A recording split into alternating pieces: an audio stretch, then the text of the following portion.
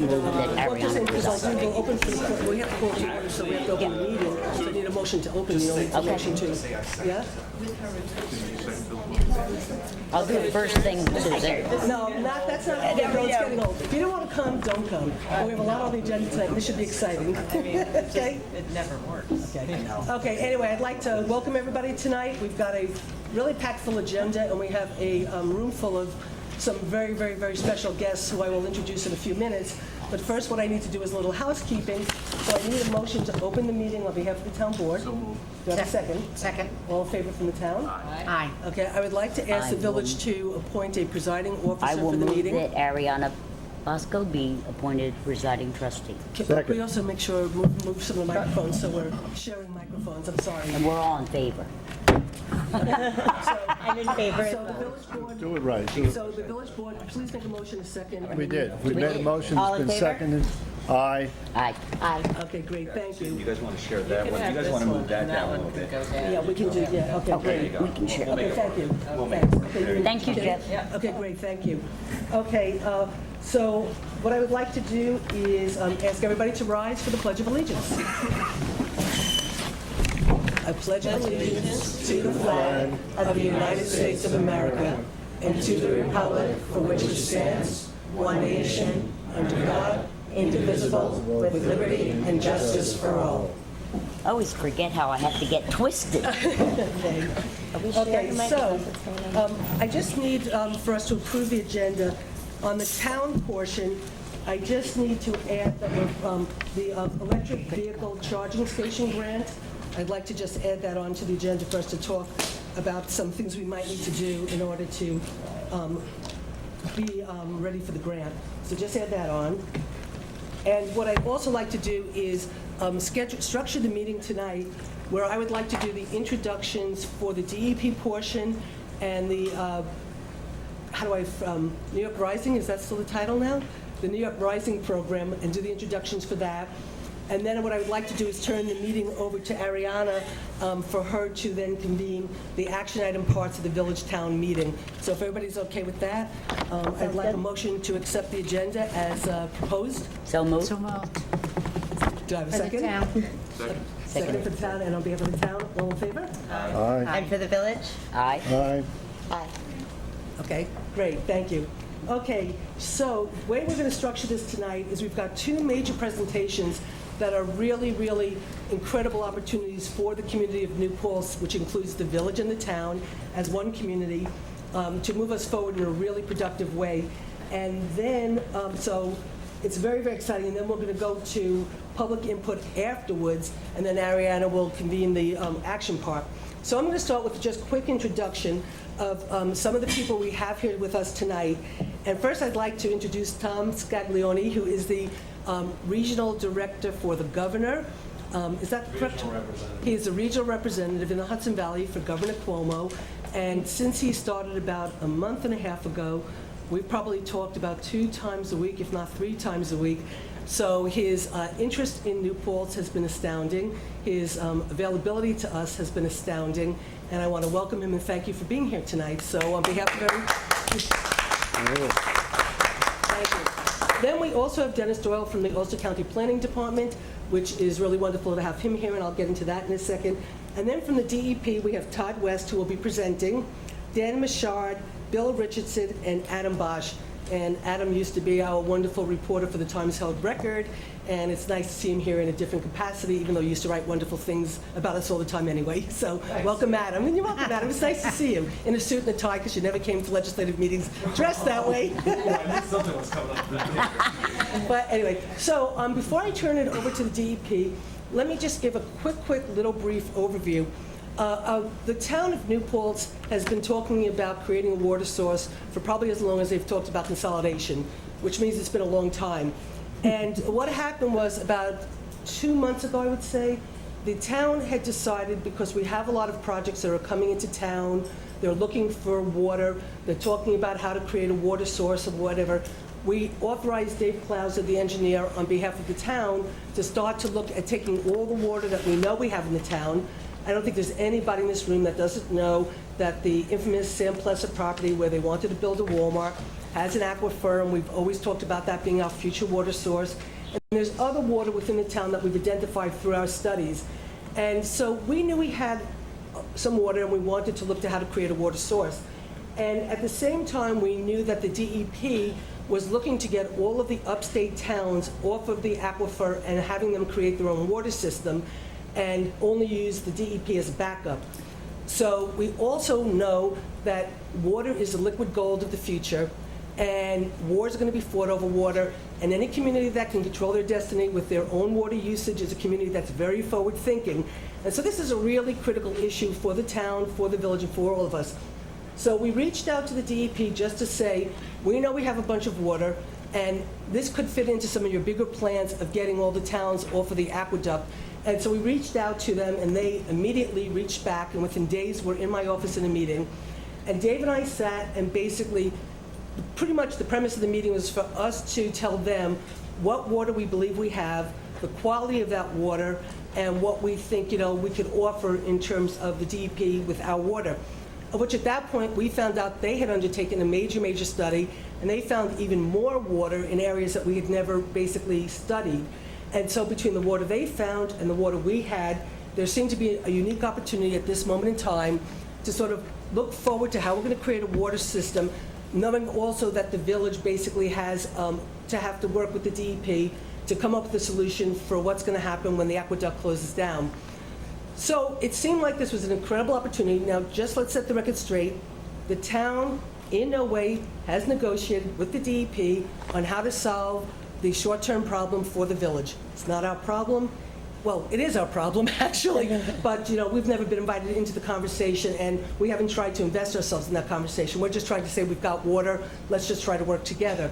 So I just want to make that clear. So we just said, we have water, let's talk. They said, we've got water, let's talk. And when we discovered that we had all this water and some of it was on the county property, we reached out to the county right away to say, you need to be a part of this conversation.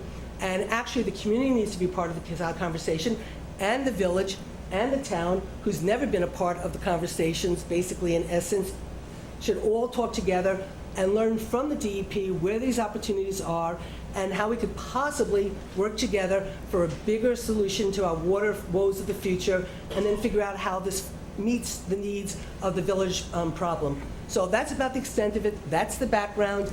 And we're all here tonight. And the only thing I want to point out is that I do think we all need to recognize that this is an historic moment, in the sense that sitting in this room tonight, we've got somebody from the governor's office, we've got the New York City DEP, we've got the county, we've got the town, we've got the village.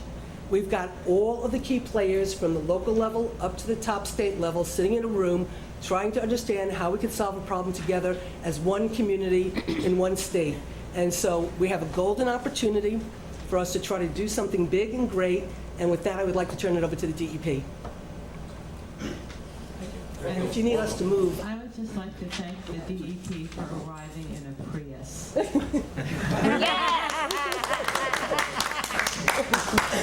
We did too, Kitty. All right. Village too. I have a hybrid. Very good, thank For you. the record. So Supervisor Zimmett, thank you very much for the introduction. I'm going to, we always try to let the TV audience and the people sitting here. So thank you. Gene, can you Supervisor Zimmett, see, for the or do you want introduction. us to swing around? Okay, guys. She's at the movies. My name is Todd West. I'm the Director of Planning for the Bureau of Water Supply. That's the upstate bureau of the DEP. We're responsible for operating the reservoirs and aqueducts north of the city, generally north of the Yonkers-Bronx line. Well, there's a few slides on the overview of that system. We have been, for the last few years, having some discussions with the village about the projects we're going to talk about tonight. We know they are coming. We started early to have conversations.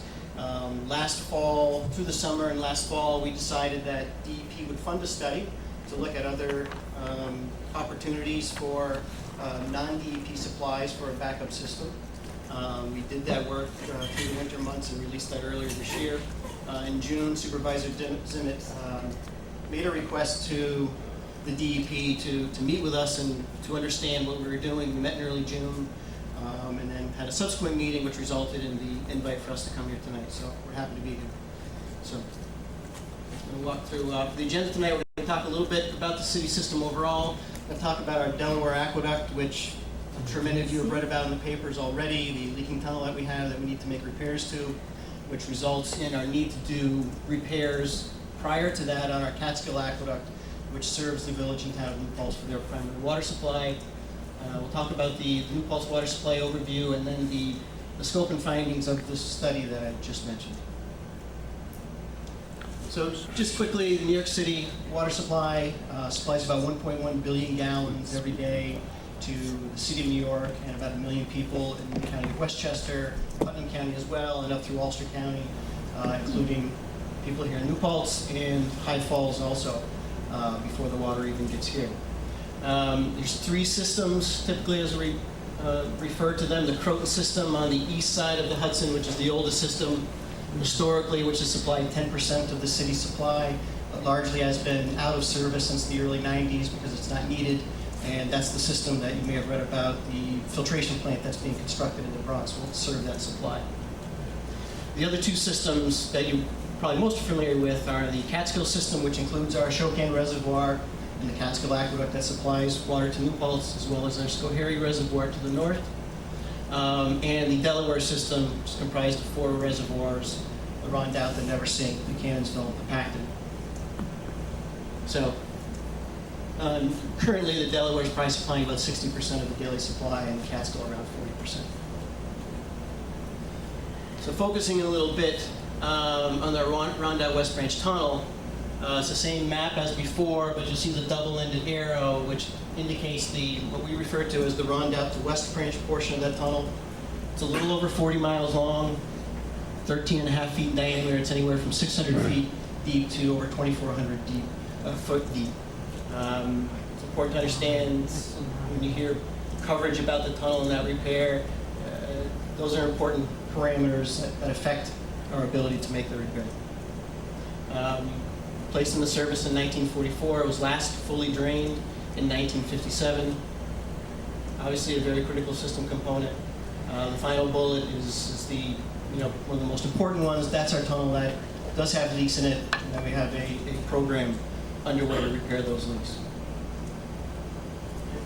A little different map here, but you can still see the Hudson River running from top to bottom. On the left or west side of the Hudson, in that little balloon area, the Rosetown area, where we know there are leaks in the tunnel. And a little further to the west, here still in Ulster County, the Warsing area, where we have some leak issues as well. So it's a 2-part program. Internally, we're able to get inside to the dry aqueduct to make repairs from the inside at Warsing.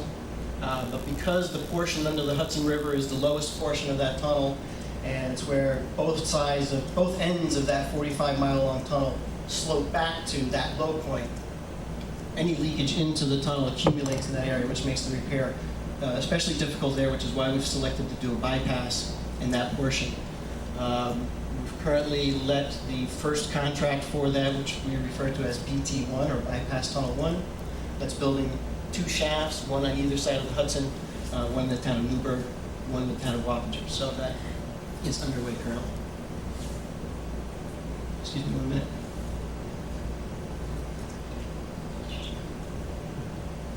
So our Water for the Future program, which is an overall program, is being referred to, which includes the repair project itself, as well as our Catskill Aqueduct repair project and various other things, including in-city activities, is referred to as Water for the Future.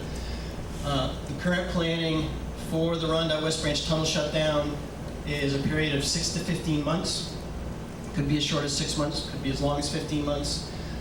Scheduled to start in the fall of 2021, so although we started shaft construction currently now, it will take to that time to construct the 2 shafts and then to construct the 2.7, 2.8 mile long tunnel between those 2 shafts, and won't be ready for actual connection to the existing tunnel until 2021. So there's the construction that needs to happen on the tunnel itself, as well as a variety of other projects that need to happen so the city has enough additional supply during that outage. 6 to 15 months is a very important thing for us. The longer that shutdown is, the more water the city needs to find. So we're working very diligently to compress that period and give more certainty around what that actual period of time is. Shorter the period of time, obviously the quicker it is, the better it is, but also less additional water the city needs to provide. So prior to be able to doing that, we do need to make some repairs to our Catskill Aqueduct, which we're referring to our Catskill Repair and Rehabilitation Program. Those need to be completed prior to that outage in 2021. It's got two main functions. One is increasing capacity, as we'll talk about in a minute, and just improving overall reliability, because we'll rely on that very heavily during the Rondout West Branch outage. So the Catskill Repair Program, Catskill Aqueduct, put in place about 1915. The section we're talking about is about 75 miles long between Ashokan and our Kensico Reservoir. There are a variety of users on the upstate communities that take water, including the village of New Paltz and the town of New Paltz. So on the interior of that, there's been a biofilm that's accumulated that affects the capacity, it affects the friction factor inside of that tunnel, so less water flows through. We want to clean that, remove that, repair cracks and things like that so that the hydraulics are better, so more water flows through that tunnel during the outage period, so more water gets to the city. As well, a number of the assets on that aqueduct are original equipment, right, circa 1915. It's important that they be replaced or upgraded so that they're fully serviceable and reliable for general purposes, but especially during the shutdown period. So, a little more of interest now related to that program. The current planning is that we'll have 2 shutdowns of the Catskill Aqueduct in order to make the major repairs that we need to do. Our current planning now is periods of up to 10 weeks long in calendar year 2016, calendar year 2017, to do cleaning, to remove and replace valves, sluice gates, various other repairs that need to happen. Again, the second bullet focused on increasing capacity, so simply more water flows through that tunnel during that period. But for that work, the tunnel needs to be out of service. No water flowing through it, meaning Village of New Paltz is unable to draw water from that tap. So we're trying to do this, just go back quick, Dan, the next to last bullet. These 10-week periods, we're slotting on doing those in the fall. That's a typical low demand period for the city, so that's important to us. So that's what we're scheduling for the fall. As part of the design process and leading up to those longer shutdowns, there will be other shutdowns, so we can do inspections to facilitate the design of the project itself. So New Paltz water supply, I don't think this is new information to a lot of people. The Village of New Paltz does have a tap to our Catskill Aqueduct. Consumption for the village is anywhere between 700,000 and 1 million gallons per day. That's not necessarily all taken from the aqueduct. There are some upland reservoirs that supplement that demand as well. The town of New Paltz is a customer of the village. The figure that's been provided to us by the village is a demand of about 70,000 gallons per day. Those maintains reservoirs up by the treatment plant off of Mohawk Road. And working with the village currently, we understand there's about a 5-day capacity within those reservoirs that can be sustained with the aqueduct out of service. So we have been meeting with village officials to discuss options for backup supply, as I said before. And over the fall and winter of last year, we funded a study, did some geotechnical work with the Hydrogeological Forum, looking at a couple sites I think we'll talk about now. So in the scope of that were several options, mostly focused on surface water and groundwater supplies. Option 1 is the Walk-Hill River as a surface water supply. It's obviously directly adjacent to the village, so nearby and convenient. So the river water was sampled in 3 locations to determine the water quality and the ability to be able to treat that supply, and is it permittable as a supply. Option 2 looked at directly across the bridge here in the village, which we're referring to as the village boat launch property. There were soil borings done there to determine if there was a gravel layer there that could possibly be tapped for a groundwater supply. And the third option, as Susan indicated before, I believe, is a parcel of property owned by Ulster County. Similarly, some geotech work was done to determine whether there wasn't gravel deposits there that may be suitable to be tapped for water supply. So the results, in short, only a few samples, but did indicate that the Wallkill River is treatable using current technology. Certainly, additional sampling needs to be done to further that option before State DOH would consider issuing any permits. Obviously, system design, more work to be done. More work to be done on all of these options, safe to say. At the Village Boat Launch property, sand layers in several places, although there is some gravel. Gravel wasn't identified at that location during the Phase 1 winter. Option 3 at the County Fairground property was more favorable, in that gravel was found there in certain locations. Second boring indicating a little thinner layer of gravel. So the overall recommendation of that report was to perform further studies to investigate the viability of all the options. The initial discussions focused mostly on the county property, given that there was a gravel layer found there, gravel more typically able to conduct water reliably. So just some summary here, conclusions. Talked about 2 10-week outages of the Catskill Aqueduct that need to happen. I should say, in addition to those shutdowns, which we've been talking about, there are always other shutdowns of the Catskill Aqueduct that will need to happen, not only for this project, for other projects at the Ashokan Reservoir itself, and other minor projects along the way, including to help us currently with an interconnection we're installing now in the town of Gardner between the Delaware and Catskill Aqueducts on 208 just south of Ireland Corners, if anybody has noticed that. So we're keeping the village informed of those shutdowns, working closely with village staff to make sure everybody understands what's going on. So we're working with the village to identify a project or multiple projects that could serve as an adequate supply for the village, and therefore also the town, obviously. We want to keep everybody informed about our projects and where we're going. And the important thing on the final bullet is we have committed to provide funding to a backup supply. So it's a key point here. The backup supply itself is not identified right now, so there's no dollar amount associated with that, but we have made that commitment. So I think that pretty much concludes what I had for tonight.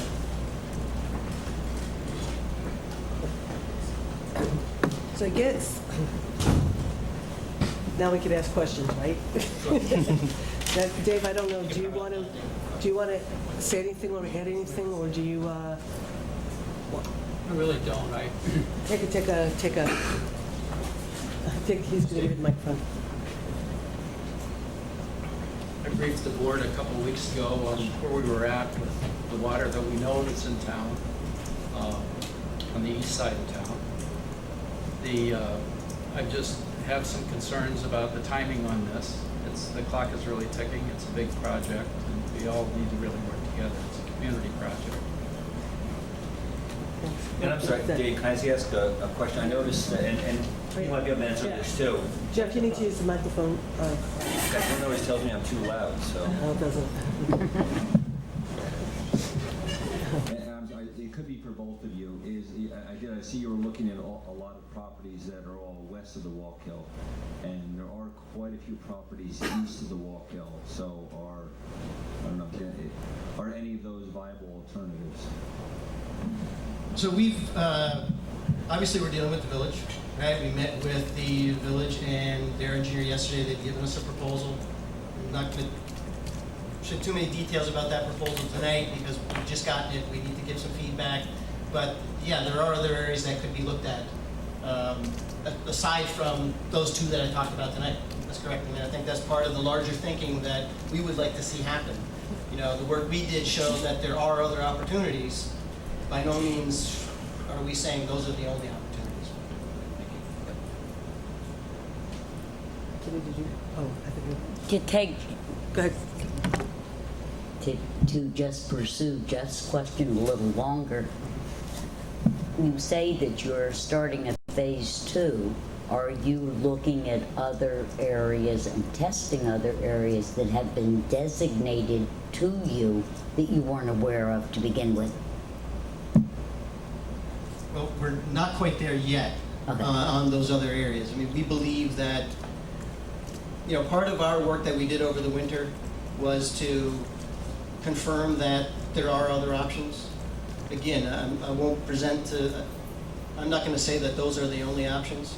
Certainly in the phase 2, I think we should be looking at other locations, other options. And- Yes, so we're not actually in that phase at this point. No. And the second part of my question is, you are aware of the Riverkeeper's report, Yes. and are you evaluating it in terms of its, the questions and problems that have been raised, because that is something that both of these governments would never want to deal with, Right. Given the tentative results of the Riverkeeper's reports. Correct. Okay. So I won't pretend to say I've read the report myself. What we believe should happen in the phase 2 portion as we take it further is on a regular basis, water quality samples taken from the Wallkill River, the appropriate type of samples, right? I believe the Riverkeeper samples were of only looking at certain parameters. So there's a much broader spectrum of parameters that need to be looked at for that to ever be permitted as a potable water supply. So during the phase 2 process, that definitely needs to happen. The right amount of samples at the right frequency, the right time of season, that proves to everybody, right? Obviously to make the consumers comfortable, but the state DOH is not going to permit a surface water that's Perfect. Thank you. not permittable. So yes. And myself, I mean, we all have many people that we know are the consumers. The part of the town is the village is a consumer. And we have Dave here, and he just gave a concern about the timeline. It seems to me the Wallkill probably would not be a viable option, and we're probably better to follow up on what Sally is saying is a more viable option would be holes in the ground and not running water. I mean, we've had how many floods already this year? We've had 4 flood stages, I believe. I'll group not as days, but as groups. And I believe we've had 4 already, and we're only sitting in August, so we haven't even gotten our fall flood yet. I was interested when you were talking about sampling. Do you look for heavy metals and some of the other things that we're particularly concerned about when we hear about fracking? I mean, there are so many unidentified chemicals going into groundwater. How many of those are you able to tell us or look for? I'm going to turn this over to Dan to field that question. Geologist. I'm jealous, I'm sorry. We collected, our consultant collected 3 samples, Okay. 3 different locations on the river. You hear me? And we did, we specified that they run those samples for what is called the New York State DOH Subpart 5 analyte list, which is a very, very extensive list of analytes, hundreds of compounds, all the major metals, radiologicals, volatile organic compounds, semi-volatile, pesticides, or everything's on there. So we did, it's a multiple $1,000 sample times 3, and the results from our consultant showed that the water is in fact treatable for the samples we collected at that time of year. Now, as Todd mentioned, more samples would be needed during different stages of the river in order to satisfy health in the end. When you say treatable, people do swim and fish in that river. So, and in many of our local farms and many of our people who just have gardens of their own use that water. So are those results available? Can people have a sense of what's actually in the river? We shared the report with the town and the village. Okay. Yeah, it's all in the bag. It's actually right behind you. Is that Riverkeepers? In the appendix of the report are all of the data. Yeah. Okay, and we understand what those are. Okay. Yeah, We have a, Is red a significant color? I don't believe those are our data, but Okay, yeah, if it was a failure in our report, yeah. typically the consultant compares it to the New York State DOH standard and calls it out with a red kind of, exceedant. And that's not from our report, yeah. well, we can get you, they did give us a CD, and so I do have it in the office. We haven't been able to make the copies of the CD yet, and we were waiting for tonight's meeting for you to tell us how we could distribute or whatever. But we do have it in the office you can come look at. Great. And I think Dave has a printed out copy, because we didn't want to print out, it's like 100 and something pages, and a couple hundred pages. I don't have the appendix part that you need, but it's on the CD. It's a good couple inches So thick, yeah. So we can print out the appendix part, yeah. It's really, it's a very Is big that report. something that the average homeowner can, go to a website and use the search to find out if, I don't know, titanium something is, I don't know what I would be looking for. but- Kitty, if you remind me, I could, Sampling Yeah. we could ask the criteria village are- clerk Uh-huh. on the website. I think what Kitty's trying to ask is if somebody wants to swim in the Walker River, well, if I'm wrong, but swim or use the water, that they might want to know what it is, what's in it before they use it? Is that what you're trying to get at, Kitty? Right, well, this sort of, Our sample showed very low levels of the analytes across the board, and turbidity was low. There was some detections of certain compounds, as you would expect in a surface water body. But, on the day we collected our samples, our consultant actually collected our samples, there was nothing off the charts. Could I say something? We had a frank discussion yesterday about the difference between taking 3 samples on a given day and taking samples, as Riverkeeper has, over a 2-year period at 47 locations along the 88 miles, I think at least most of the 88 miles of the Wallkill, and findings that appear to be significantly different. These guys all know that they're going to have to look very carefully at the Riverkeeper data, and they're going to have to collect more samples themselves. We would not base any recommendations to anybody. I would certainly not make any recommendations to anybody about the use of the Wallkill River based upon 3 samples taken on one day. I think it would be irresponsible for us to do so. We what need I'm much just more trying to get information. after is Just to that, start, right. we have a community garden with, 40 garden sites, and people water their vegetable patch out of the Wallkill, and they're frightened about what might be in it. Well, I guess in some ways, in fairness, the Walker River is really not the DEP's responsibility. It's just that they're But just if you entering into have the debate. data, Shall we No, authorize they a piece don't of have- cantaloupe? But anyway, Well, actually, I do want to be careful here, though. I believe the community garden faucets that are there, are those river water, or?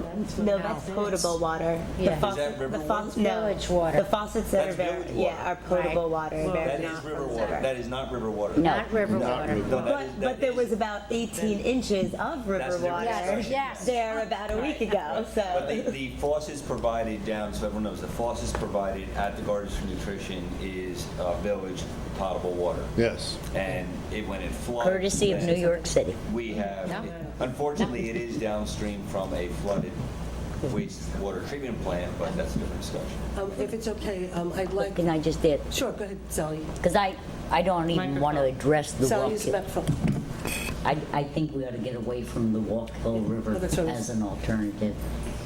Would you and do you plan, I know you've tested some well sites, like the old village well sites you've done? Correct. You're also putting those tests and those water samples through a very stiff test also. Okay, so that the DOH list that you were talking about, any sources of water, forgetting the Wallkill for the moment, and any new potential sources, you will test thoroughly. Absolutely. Okay.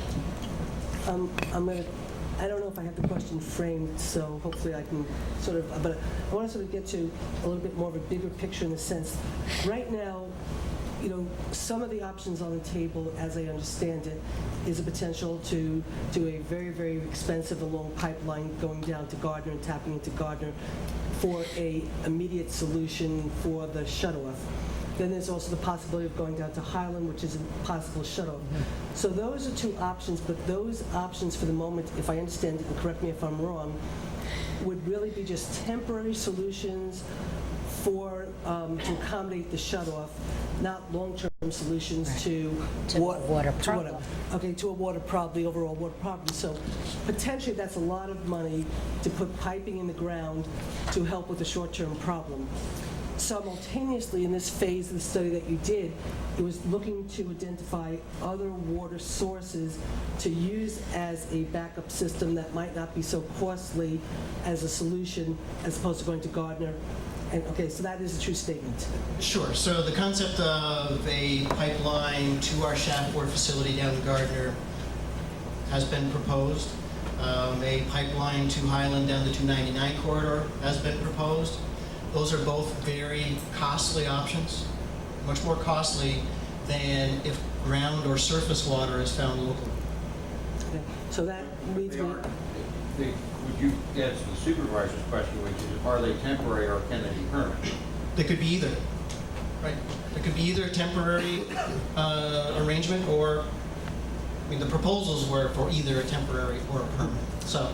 Okay, however, for the moment, there, I mean, I gather, Dennis, I think from why you asked for that clarification, if I'm wrong, is more from the county's perspective in terms of looking at a regional water system, and if a regional water system was to be created, that the pipeline to Highland, the pipeline to Gardner is all part of a bigger regional system. But ultimately, it still keeps us all on the New York City water aqueduct, which from the DEP's perspective, you're looking for an alternative system for us to be having our own water and having the aqueduct as a backup, right? Well, not exactly, Okay. Susan. And Okay. I had a note to correct Good. one of your original Thank you. statements. So the city is not looking to get users off of its system. Okay. But it is important that any user on our system has a backup supply available to them. So that's really the effort here, is to make sure that that backup is available. But it needs to be a substantial enough backup that, it's around, 20 years from now, it's still available and serviceable. Because as I'm saying, it's not only these two shutdowns in 16 and 17 that we're talking about, but as time progresses, there will be other shutdowns. Right. Good. So, Sorry, I'd like microphone. I'd like a little sense of the definition of costliness, and so I'm going to ask, do you have just a ballpark figure of a pipeline to Gardner and/or a pipeline to Highland? And then I have a second question after you answer that. So the pipeline arrangements are both more than $10 million. Okay, that'll do. That's a ballpark. That's a ballpark. It's a big ballpark. And you are committed, you said on your presentation. So just say we found a source of water and to build a new filtration plant and all of that kind of thing in this new source of water, looking at the aqueduct as we're currently on it as a backup. If that plant costs less than what it would cost you to go to Gardner, I'm going to make the assumption you're committed to doing that with us. You're going to press me for a number. I'm not going to give you a number. I'm not going to do that. And, there's a lot of options.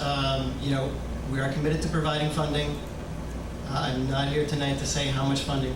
That's, I know I put you in an unfair, but I just thought I would throw it out because it's going to be part of the discussion. Well, I think what Sally was asking, and Sally, if I'm overstepping my bounds, let me know. I'll let you know. I know you will. I'm never worried about you letting me know how you feel. I think what Sally was possibly asking was that if the cost to put a pipe to Gardner or to Highland as a solution was more costly than using a groundwater source closer, and whatever the incremental costs were to treat that water and get it to us was less, that would be a serious option you would consider. It's pretty much presumed that, or known that if we're able to find a nearby surface of groundwater, or more, you know, that's going to be a cheaper option. Okay. Yes. And so I think that's what Sally was trying to get to. And in some ways, that possible option of finding water closer and being able to develop it for a water system, in some ways might be a more helpful in terms of a bigger plan for the community to have sort of a water system that's a little bit more inclusive or whatever. I mean, whatever, I'm just sort of saying that that's for, okay. I got the answer I wanted. Yes. Okay. And, go ahead, Kevin.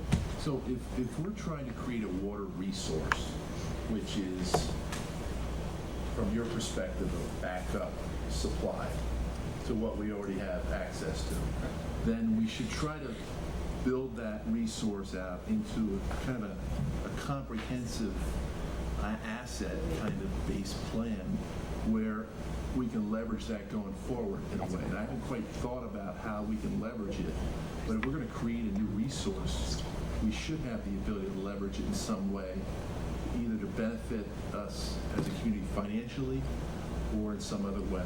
So have you thought about that?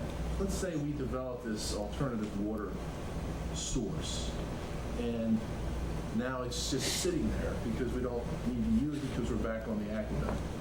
Does that asset, can we monetize that asset somehow as a community to maybe offset our local, property taxes or anything like that? Is there any way for us regionally to monetize it? That's my question. Are you asking that of Dennis Doyle? I'm looking at that. Thank you. And I apologize, Todd, for interrupting you, trying to get the supervisor's question answered. I want to thank the town board and the village board for the invitation, and I don't know whether I want to thank you for that question. But I do want to say a couple of things before I answer that question, because I think it's an important one. I try to think of these things in really large terms and in really large planning processes, and I would use two terms here. I would use the word opportunity, and I would use the word resiliency. Mm-hmm. And I think what you're seeing with respect to the City of New York in terms of its planning efforts are the use of those two terms, opportunity and resiliency. They know that they have a system that they have to fix, and they're looking to try to fix it that gives them the greatest amount of resiliency for problems with the system in the future. You should have the same mindset as you look at your system. And I look at this as a community, and I'm so glad to hear the supervisor use that word, that it's a community system and it's a community solution, because I think that that's what it is. I don't know what that solution is, but I know that at the end of the day, right, there's one big motivator here, and it's called you will be out of water when they shut the facility down. And that facility needs to be shut down. So one of the things that happens is deadlines are great motivators. And I would hope that translates into essentially a whole realm of cooperation with respect to that. So let's talk a little bit about the answer to that question in terms of resiliency. One is that I think that any solution that you look at should be looked at in terms of not its short-term utility with respect to the shutdown, but its long-term utility with respect to the community going forward. Yeah. Right? Yep. What that means in terms of where you hook up or what you use, I think depends upon what's found. But if you do find a subsurface supply that's available to you, there are opportunities associated with that. One is that it's likely to be a less cost of treatment with respect to that system.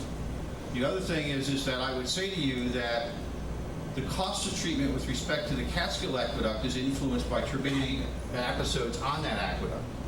Those treatment capabilities, when we have severe storms, are difficult and they're expensive. And looking at this with respect to your ability to essentially to move on and off should not be looked on as essentially moving on and off on the basis of a problem, but looking at a basis of actual cost. I would also say that one of the other things that you're running up against is as the City of New York begins to essentially look at its leak detection work, fix its metering systems, its per capita uses continues to drop. As its per capita uses begin to drop, your rate of you pay for water is based on the per capita use in New York City. If you go over that capital use, I think is it monthly or quarterly? Monthly. If you go over that capital use monthly, you're hit with what they call an excess charge. I was The rate change. a rate change. Because it's in excess of the capital use of water in New York City. That's not a small difference.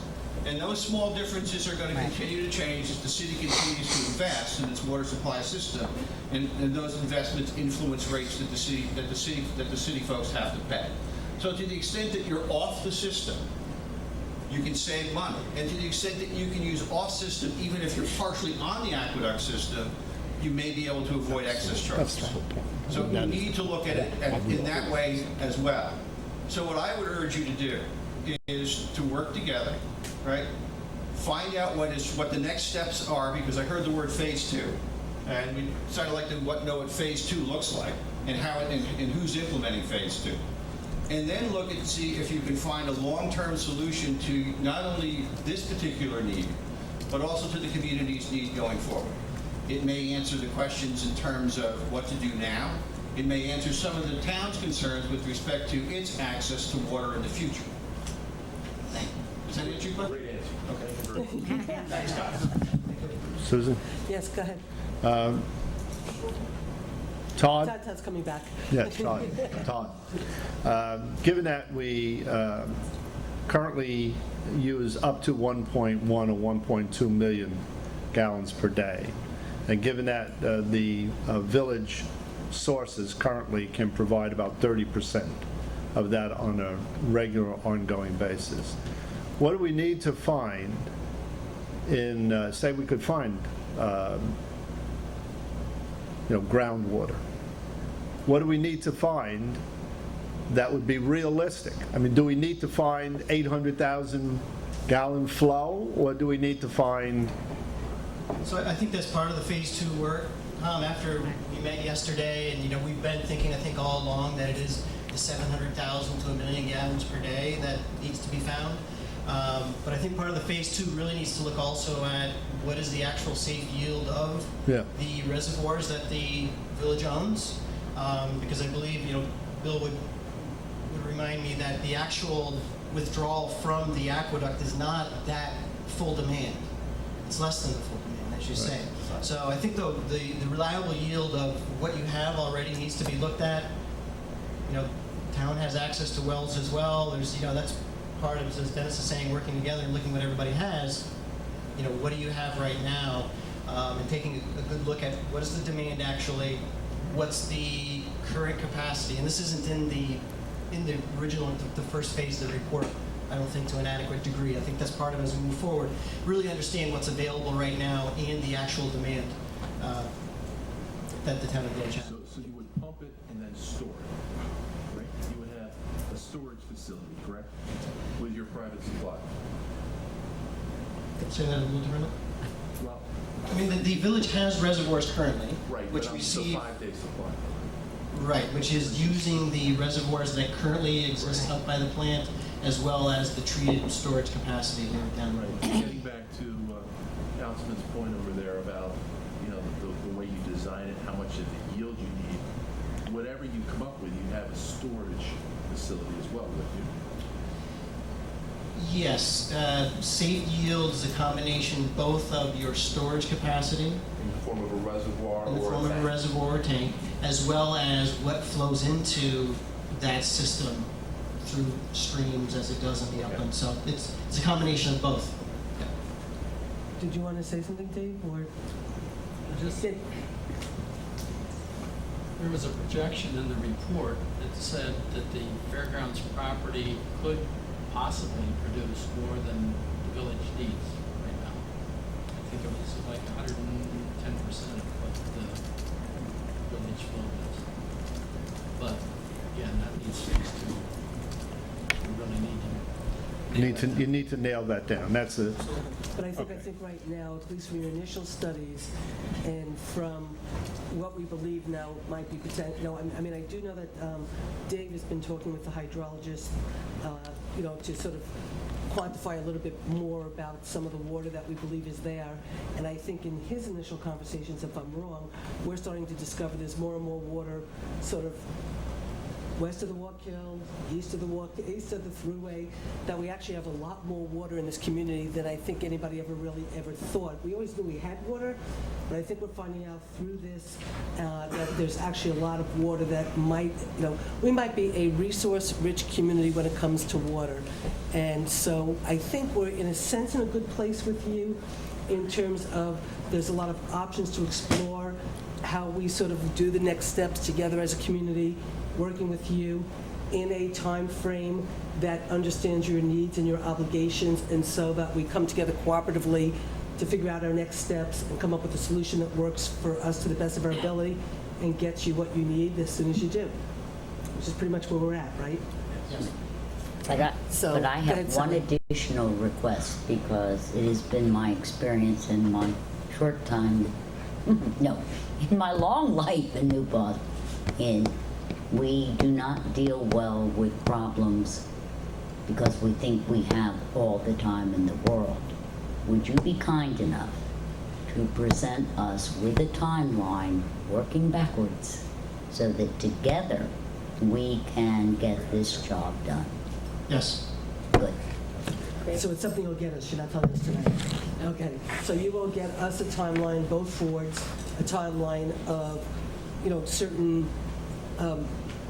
what's the word that I'm trying to think, milestones that the community that we together need to work with you to sort of achieve in order to be on track to solve this problem. And we can do that in September because you are coming to us and we have invited the town to a... Well, actually, Sally, why don't you, I was at the meeting last night, the village meeting, so was Dave, so I know you invited us, but the rest of the board doesn't know. So why don't you make the... Dearest colleagues from the town board. I accept. Oh, good. We are having a special meeting of the village board inviting you. I don't consider you customers, I consider you friends. Stakeholders. Stakeholders. And we are all in this together because water is water. We're having a big meeting with our engineer, DP. The college is being invited, and any other interested customers that I might have neglected to come and hear this and be a part of the discussion. It is not a joint meeting, it is a village board meeting, but everybody's input is really, really important. And with that thing in mind, there are people who've lived in this community for a very long time, and they know where some water is. And if they would please contact either the town or, because I've heard lots of theories of aquifers, that used to be, water systems that used to be. It's amazing what institutional memory can provide. So anybody who has thoughts about that, please get them to us, because guess who's going to get to dig to find them? And the meeting date will be on September 11th, and our alternate date, if there are key parties who cannot make that date, is the following week, September 18th. At 7:30. At 7:30 at Village Hall. So I gather, so what you'll do is you'll get both boards the milestones that we need to look at, and then maybe there's some way of, at least for the meeting of the 11th or the 18th, to sort of come up with a Tentative schedule. like a sort of tentative schedule in terms of, Yep. what you want, what needs to be done in terms of next steps, so we can just keep moving forward productively together. Okay, so I don't know, does any of the board members have any questions? Okay. Thank you. If it's okay, what I'd like to do, is there anybody in the audience, though, that has a question that okay, Bill, be careful, but go ahead. Just two. Okay, Dave, can you give, Todd, can you just give Bill the, That's okay. well, it's not okay because we want the TV cameras need it. Is the city planning on fully funding this backup source? We're committed to providing funding. I'm not going to say full funding at this point. Okay. And then when the Catskill Aqueduct is shut down for those 10 periods, what are your plans for releases from the West Basin? I don't have information on that. Thanks. Okay, thank you. Does anybody else in the Good audience question. want to ask anything?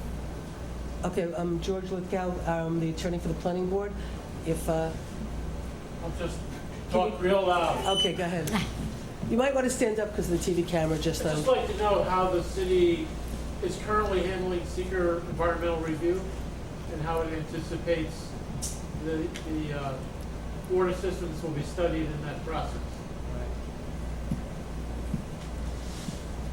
So the Catskill R&R project, or repair and rehab project, I think we did, for the first project, the shaft project, we focused mostly on the shafts themselves and just generally spoke to what we called our dependability or augmentation projects, such as the Catskill Aqueduct program. We're currently in the process of putting together the EIS, the scoping documents for the EIS for the second environmental impact statement, which will focus on all of our projects to provide additional waters. This particular New Paltz system is not part of that, but the CAT R&R project is. I'm sorry, I don't have the schedule for that statement though. Do you have a follow-up question, George?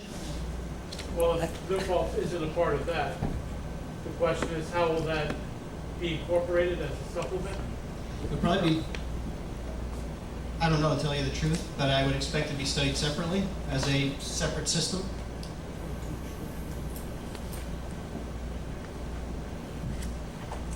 Are you? Project, separate enough for EIS. now. It's good enough for now? Okay, I'm glad. Sally? He stimulated the question for me, and that is, when we are all working together, we as a community have obligations to meet certain standards under seeker.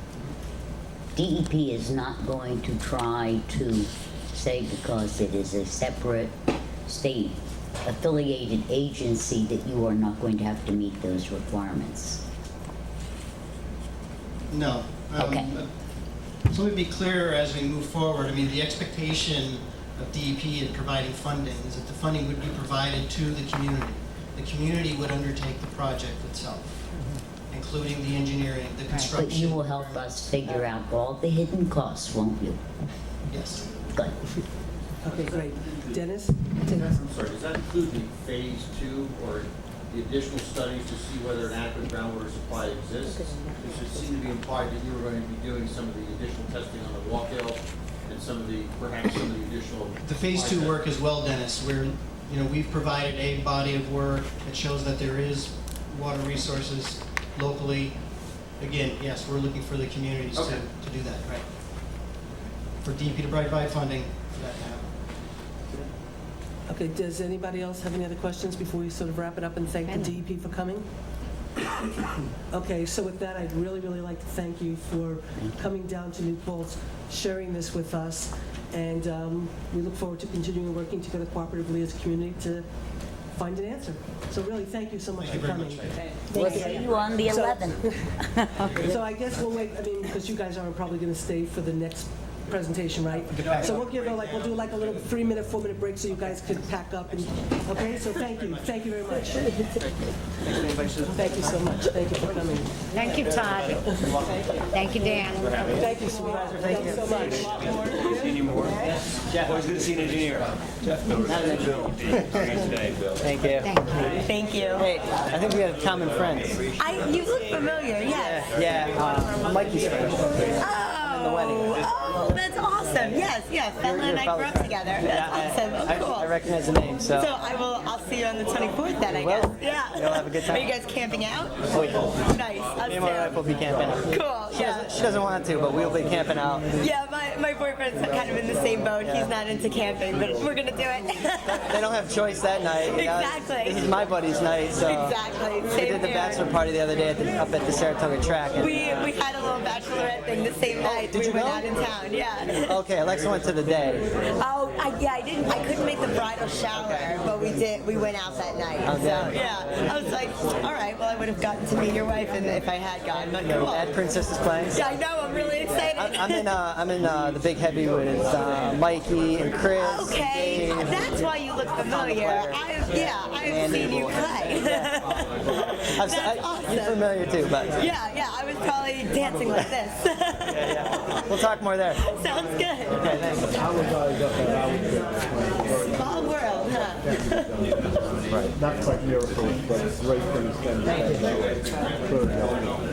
Thanks, Lord. What are you doing down there? Let me all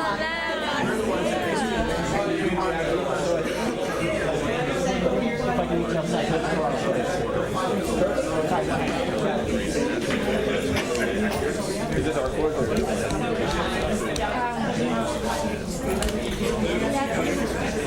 Oh, you beat me to it.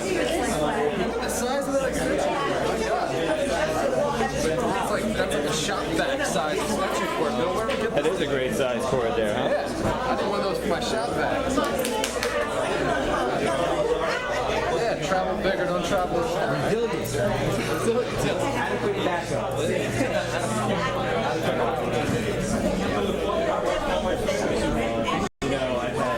I had a presentation that the commissioner was giving, and what we're sitting recording, announcing this Water for the Future program, and the laptop that I brought failed like 5 minutes beforehand. It was where I ran through it like 5 times beforehand. It was all going fine.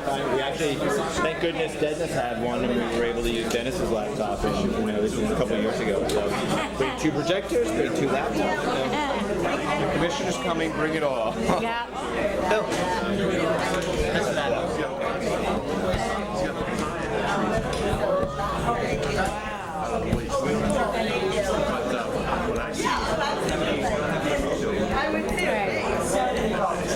I said a half hour, that was an hour. Damn it.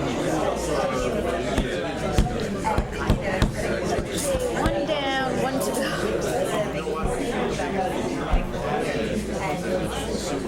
Then how long will the rest be? No. I feel really whiny.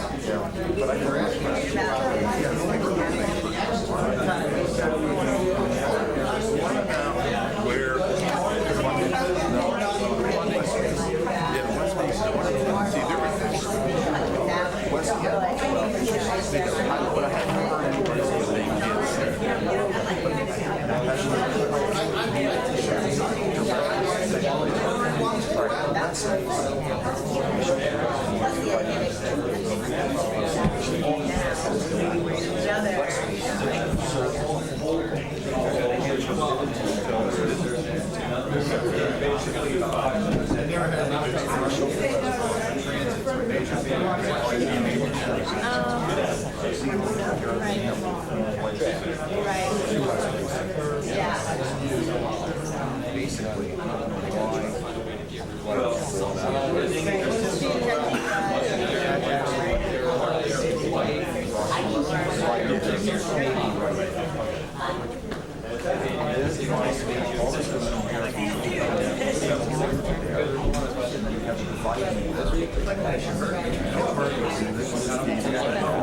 Which I didn't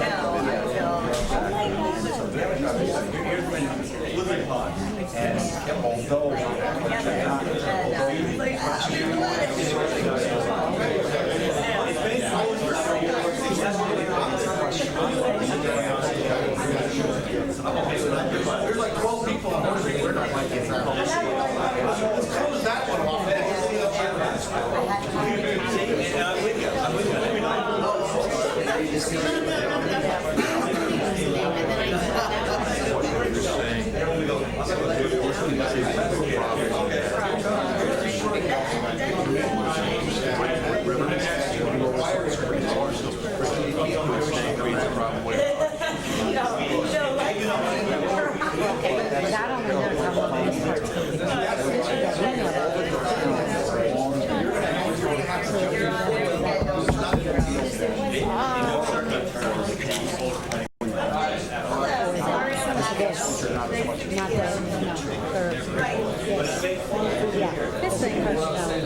Yes, I got it.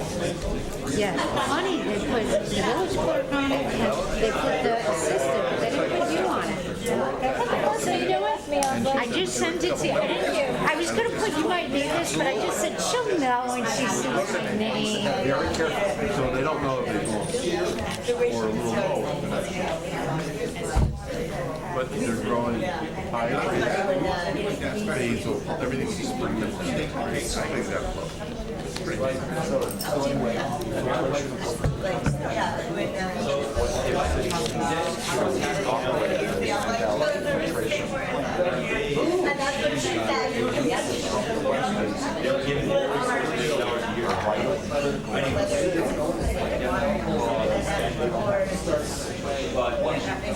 You would need a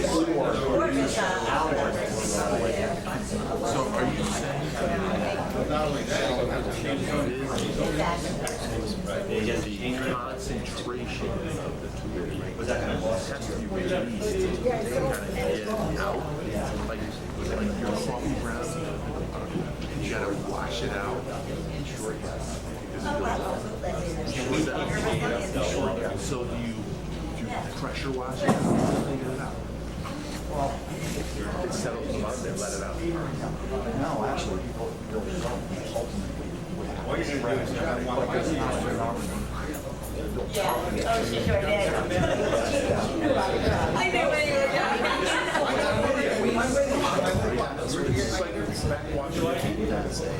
Look at here's the guy who built the game. Now we got the guys that built the game. You're going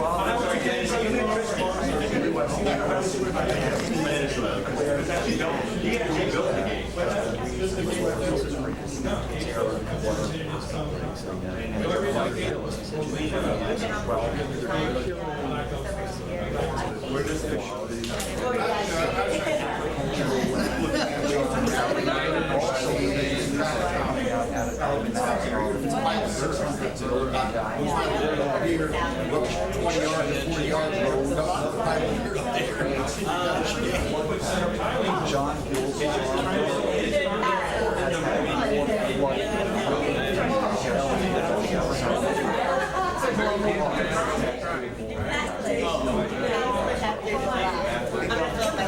That's all about it.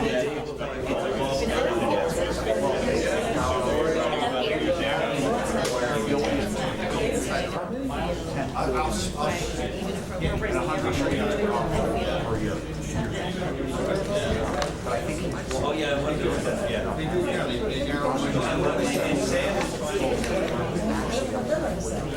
How are you? It's Jude. Good, how are you? Kidding? Very well.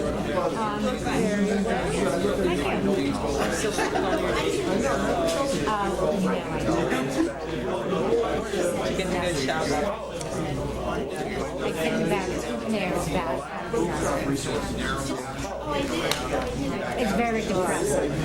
I don't know what to do with all this. Kenny, where's your reusable? Where's your reusable? In my car. I'm too disorganized. And I got it in my car. I'm just giving you a hard time because I know you're I will. That's why I knew I could give you a hard time. Wildlife thing, I always put it so everybody sees the logo. Well, I was walking in with this, and Kevin goes, "Oh, I see you've got your water sample. Is it clean?" I was laughing. No, this is my good. Yeah, I drink so much water, it's clear. But usually I have like coffee or tea, and I grabbed it. I won't even bring water. And I just grabbed this so I couldn't find my water bottle. I did have fun. What do you, oh, your water.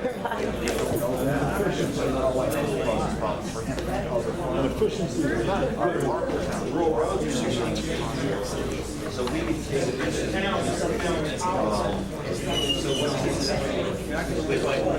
Susan in the room. Yes, she's in the room. Have we officially met? Is it okay? Where was that? I'm sorry. Yeah. I know who you I like that answer. Probably not. What's our first official joint meeting? Right, exactly. Well, we had been having so many of them before, and then we haven't had any since. Yeah, and then just not. We had the summer off. Yeah.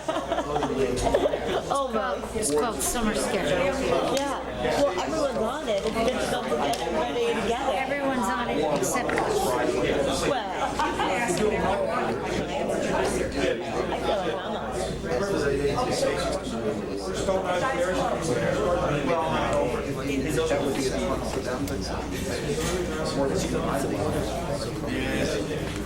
Oh, this is a contract that never got signed. Single night. Todd, Difference. Daniel, Bill. No.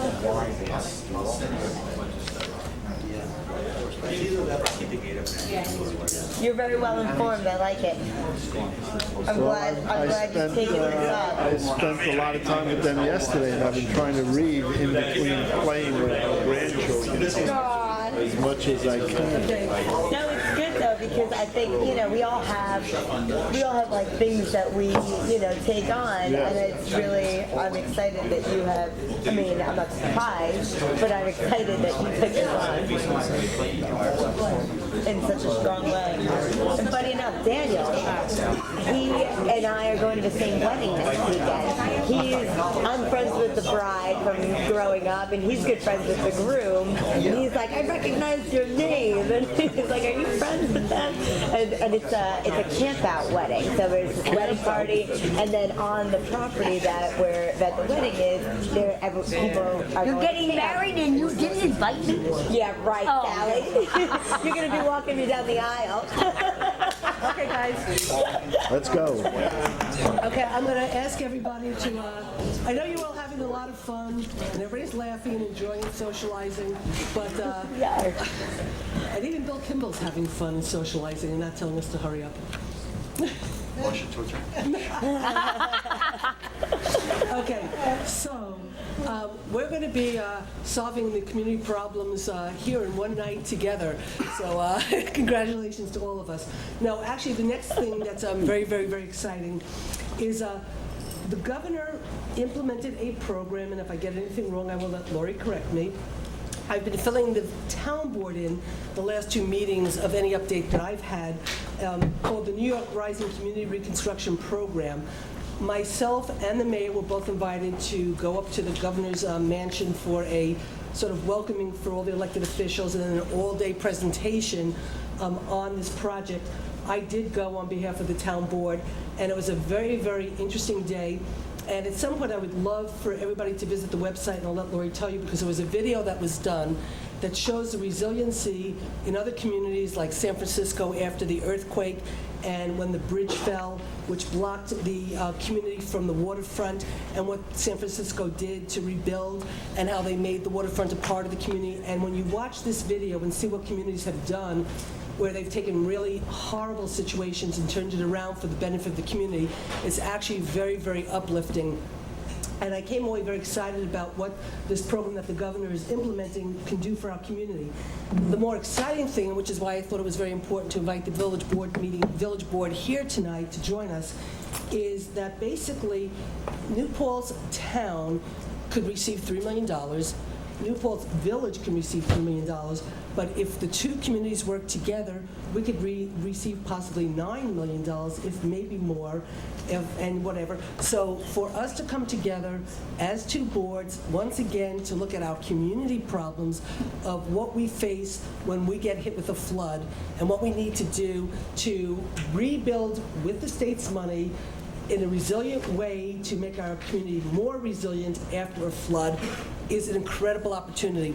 So since I had invited you to come tonight for the DEP presentation, in a conversation where Lori had come down to me afterwards to talk about next steps and where we go, and the fact that she needed for the town and the village to talk together, I said, let me extend an invitation to the village board for you guys to come join us. Why don't you come down and present it to both boards, and then together we could collectively figure out what we need to do to help Lori get to the next step to be able to bring us back $9 million to the community. So with that, I will turn it over to Lori DeBoard. Thank you, Sue. And Lori, I just need you to take the microphone. Do I need to take the microphone? Yes, you do, because of the, The microphone. and the one thing I just, the one, Viewing public. okay, and the one thing I will just say before Lori,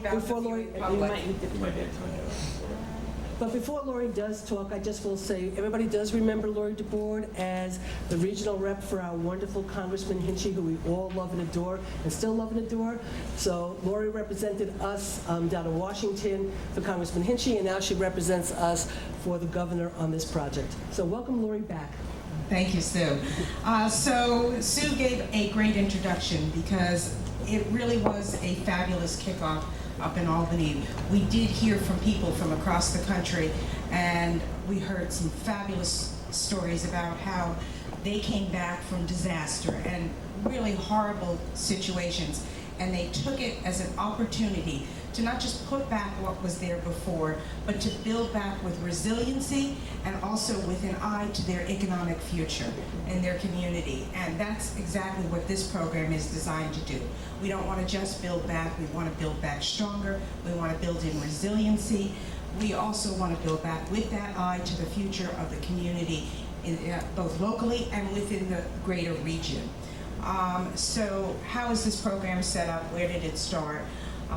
The program is primarily being funded with federal funds, Community Development Block Grant Disaster Recovery monies. The first allotment of funding is being used to fund the planning process, and that's what's going on now. Over the next 8.5 months, communities across New York State are going to be engaged with lots and lots of assistance in a planning and what I've come to call a visioning process. So how do we start all of this? If you don't mind, I'm going to just set this down. Okay. Well, let me first start by telling you a little bit about where we're at. Here in the Hudson Valley, there are 17 communities that have been designated as rising communities, and they're spread out over 5 counties. So as regional lead here in the Hudson Valley, I cover a territory that goes from Stony Point down in Rockland County, all the way up to Prattsville in Greene County, and then way out towards the west in Delaware County to represent Sydney, New York. These are riverine communities, and they're grouped together under that category because they all share similar causes of flooding. We've got urban communities down in New York City, and of course coastal communities out on Long Island and in the Rockaways.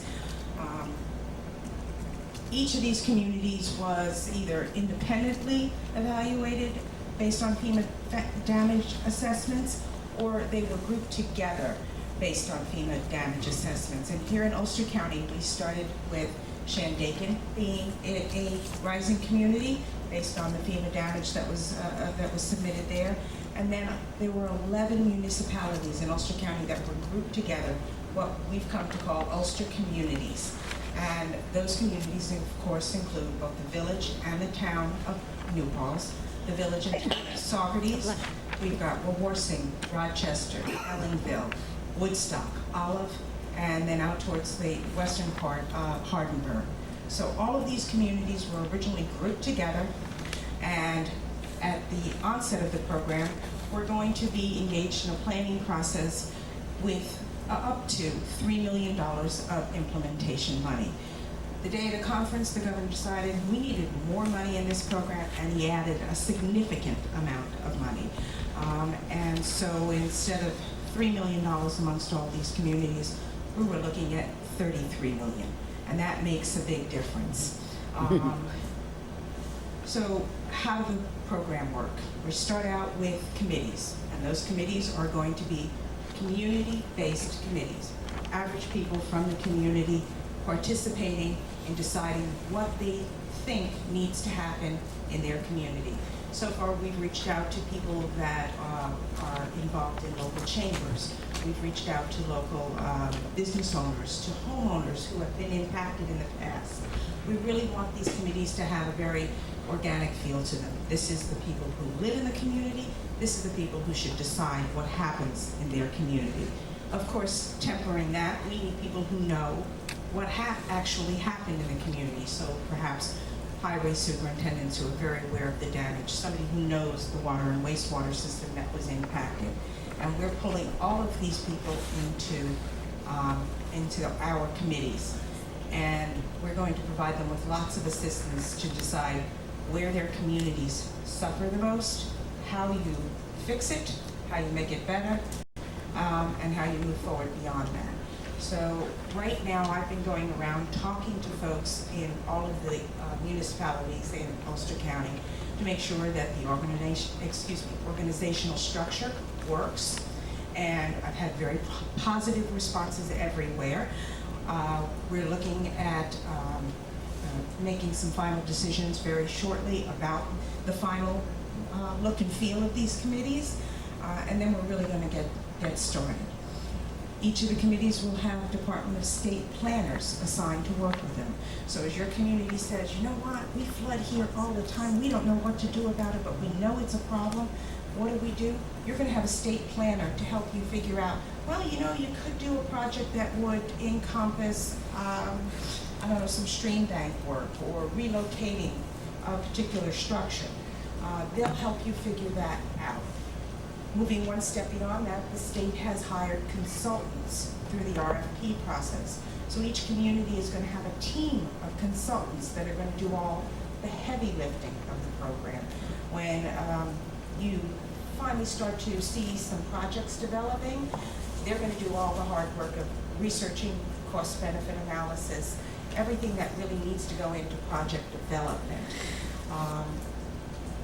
And we're looking at the CDBG money, but that's not the only money that we're having these consultants help us identify.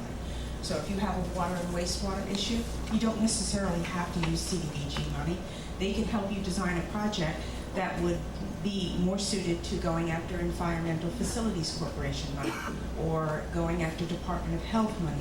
If it's a infrastructure or highway-related program, there might be a pool of money with Department of Transportation that is more apropos for the project you're coming up with. And what Sue was talking about is actually something that the governor built into the program, and that's added incentives. And the added incentives are for things along the lines of regional cooperation. So the village and town working together could conceivably put them in line for additional funding. If the village and town come together and find an innovative way to use technology, there could be bonus money. And so this is, of course, program-wide. That's a little bit more of a competitive edge, but there is CDBG money there for implementation. In addition to the planners from DOS, the consultants, myself as the regional lead, there's also going to be technical assistance available from any of the state agencies we might need. So if we're talking about, well, you know, the Walk Hill always floods and we don't know what to do about it, we want to get in there and do something, but we don't know what the DEC is going to allow. We call the DEC, we ask them to come in and talk to the committee and help us develop a project that's going to be better suited to the environmental review process down the road, as well as just being more ready to be done and get all the approvals and permits that it needs. I'm trying to think what else I should tell you about this. It's really a comprehensive program. it's not just about rebuilding what was broken. It's about thinking about the way you want your town to look and feel 10 years from now. How do you grow your local economy? How do you build that in when you've taken care of the things that cause you problems during disasters? I've been using an analogy of think of the rings in a tree. So you start with those things that keep causing problems for your community during disaster, and you develop the projects to deal with those, and then you build outward. And you say, okay, now we fix that problem, but we still need to do this to make our main street more attractive, or we still need to do this to make sure that the agricultural community is protected and taken care of. And you build all of those projects outward. Are they going to all happen immediately? No, probably not. But they're going to be there and part of your vision. You're going to know how to move forward. And we're going to help by providing you with all the systems you need to develop those projects and to develop that vision. And I think one of the most important things is that this is going to be a very community-driven process. Meetings will be open to the public. There'll be an outreach strategy that every committee decides upon. So do we want to have a Facebook page where people can put comments about it or view documents? Absolutely, we want to do that, and we'll have help doing that. Do we want to hold public charrettes? If that's what the committee wants to do and feels it's effective, then that's what we're going to do.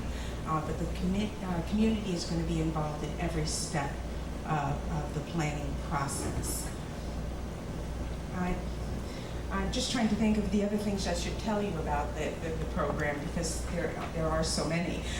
But when I ask some questions. My sister John from memory. I'm so excited about what you were saying, and I'm reading through some of the materials we got on it.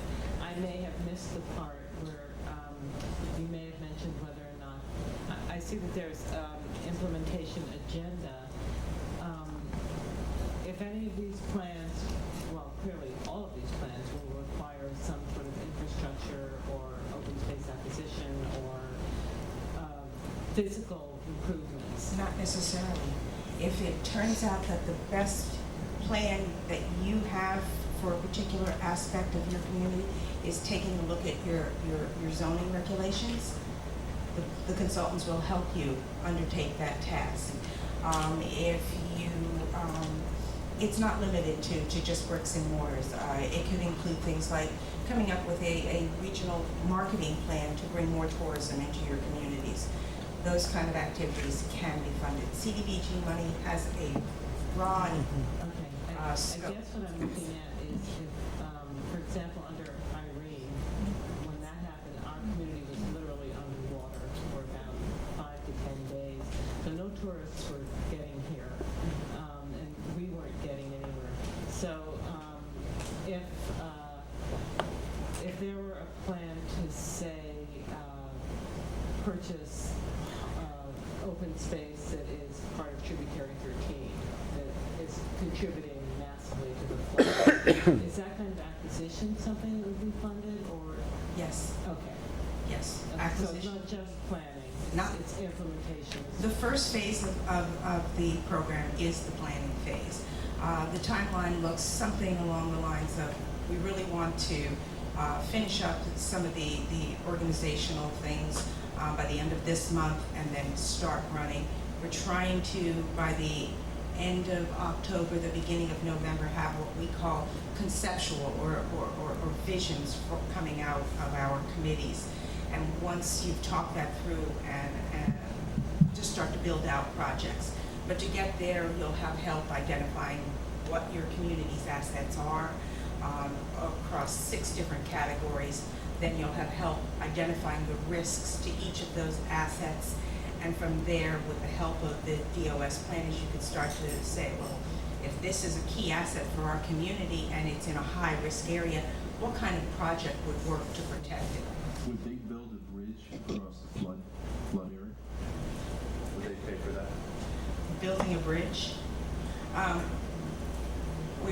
just trying to understand. We have 2 problems here. One is our sewer plant is underwater when it floods, and it contributes to a serious problem. And the other problem we have is access. So if we could have the ability to get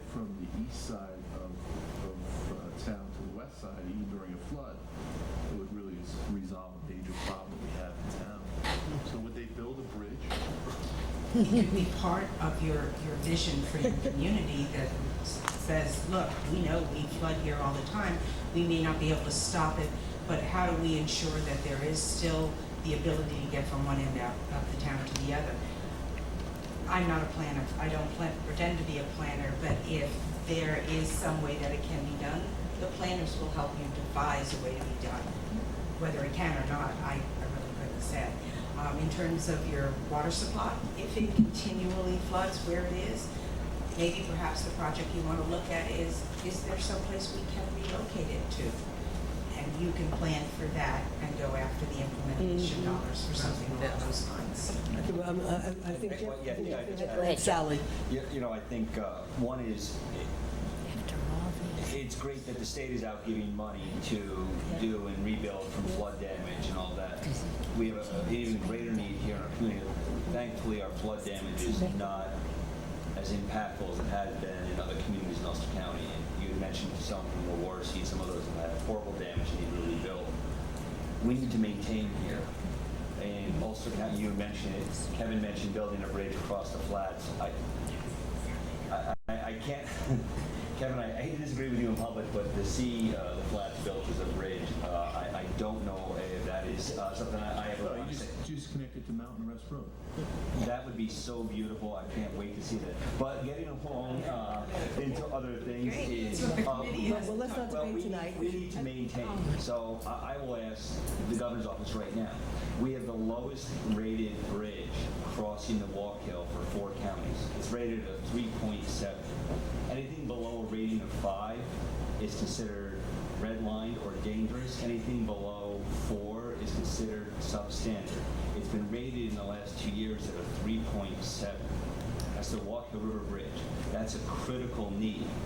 That wouldn't be covered up. From what I went in and read, and I just got material recently, that wouldn't, I don't think, be covered under these grants. So how do we get our bridge not only repaired but rebuilt so it meets state standards? It may not be covered under the CDBG-DR money, but that doesn't mean as a community and as a community-based committee, you can't vision out that this needs to be done, and with the help of the planners and the consultants, trying to identify the right source of money to get it done. That's part of this program. It's not just planning for up to $3 million in disaster recovery money. It's planning for your community in a very, I use the word holistic way. What do we need to make our community more livable? We start with what do we need to make our community more resilient, and then we build out from there. Great, so the plan could come down, and that definitely would come under being resilient, because that bridge is at risk each time it floods, so, okay. Laura, because I'm not going to get into specifics of whether they're covered, because I really think this is fabulous, and thank you. But we were talking about communities and regional communities, and one part of our community we really need to have in on this if it's appropriate for them, and that is the college, because it seems to me part of the visioning process and what brings a lot of people into New Paltz is the college. So can they be a part of? Absolutely. Absolutely can be a part of the community. So I think when we set up the committee, Well, we have to. that's the next question to Lori, because I think we need to understand that as 2 boards. Because my understanding is, it's not going to be the boards that create the committee. It's really going to be through your office, inviting people on Not these. so much inviting people, but we're getting people to express their interest. I think right now we're trying to build out even a more public way of doing that. It hasn't been finalized yet, but we really want anybody who wants to participate in the program in one way or another to be able to do so. So if somebody is interested in being a committee member, you know somebody you think would be a good committee member, certainly share my contact information. Have them get in touch with me. I'll tell them about what being a committee member is all about, what kind of time commitments, what the work of that committee is going to be. But that's my point, is that for the moment, at least as it's being construed, and I know that constituted, that you're still, it's a work in progress, and it was a work in progress the day that it was announced, and it's still a work in progress, but for the moment, it's not going to be the boards appointing people, it's going to be your leadership working with, I know you've already called to ask people that we think we should recommend that could be good on these committees, and telling people to get in contact with you, but ultimately, you're going to be really sort of in some ways convening the committees and sort of overseeing. We want to be sure that we're getting the cross-section of the community, everything from the homeowner to the business owner, from the highway superintendent to just the person who cares the most about an environmental issue. We want to have the gamut of folks on the committee. I don't disagree with what Susan is saying, but if I'm hearing you, you are hoping these two boards will be your promoter and the marketer of this on our websites and in our papers to get people to know about this and to understand that these two boards are committed to doing this in our community with our community's help. Absolutely. Okay. Tom. Ariana had something before you. Good job. Okay, go ahead. Go ahead, Ariana. My question is, and thank you again for being here. I'm really excited about this project, and we talked on the phone, and I was feeling like this is going to be really great for our community, of course. But my question is, if we have something, a project like our sewer treatment plant, for instance, and then we have other things that might be more along the lines of tourism or preserving, our historic district or whatever it might be, if there are things that are definitely not one project, but things that we would like to do and are all part of our vision, is it possible for us to, maybe find some way to dovetail these things or have it be funded even though they're not the same project by any means? Well, again, it goes back to that it's not just coming up with the projects that are going to get funded through the disaster recovery money. It's coming up with projects that you envision are going to benefit your community. Right. They may not all get funded immediately, but you'll have developed the basis for those projects. The consultants will have helped you identify appropriate sources of funding to go after when you're ready. So we might have like a shovel-ready project in essence that we could look for funding for, even if this isn't the source of funding, kind of? I wish I had brought it along with me.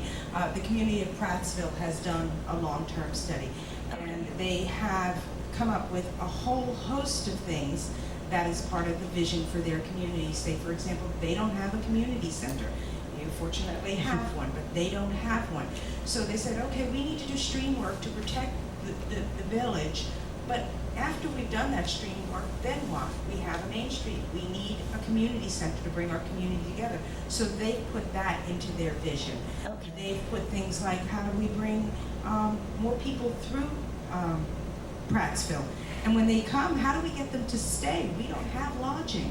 So they've incorporated all of those components into their long-range plans, and now they'll have help identifying potential sources of funding. Okay. How big a committee? I'm sorry, Tom. Okay, we had a very good conversation for about an hour yesterday, so I feel like I know where you're going, and I'm very happy with that. At the same time, I have some concern, and as you've said several times now about long-range planning and visioning, well, the plans that come up through a committee of citizens of the sort that we're talking about convening need therefore to be tied into the long-range or comprehensive planning that's already going on in the town and the village, and some of us have the desire for there to be comprehensive planning that would include both the town and the village. And I want to make sure that if you have even a wonderfully inventive group of people who are working with your wonderful consultants, that's tied in with the comprehensive planning of the town and the village. My buzzword is we're not reinventing the wheel here. Oh, good. If something is already there and it starts us off on a path that we want to follow, we're going to use it. If there are plans, if there are studies, we want to know about them, and it's going to be the consultant's job to help assimilate all of that information into a usable format for the committee to say, okay, look, we already know we need We these got it. things. How do we get to the end game? Thank you. How big a committee do you see? Well, we're still finalizing the whole organizational structure, but where we've been going here in Ulster County is pretty much along the original organizational structure. And that keeps the communities working together, but also having either, you can call them subcommittees or working groups that, that kind of pair you together. So the village and town of New Paltz working together. We have Warwarsing and Rochester, neighboring communities, working together as a working group.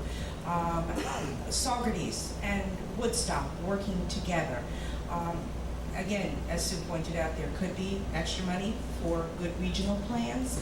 And we also don't want to leave out a very important partner, and that's the county. Because they have more plans and more studies than Dennis cares to remember. And we're also a technical resource. Absolutely. A very technical resource. And it's certainly committed with the governor's team to essentially work with the communities. That is correct. Just to, I think you missed what I was That's how I was asking going to you. get back to you, your point. You're asking us, and it's not these two boards, but to go out and solicit interest in community members or very specific community groups who would be interested in this.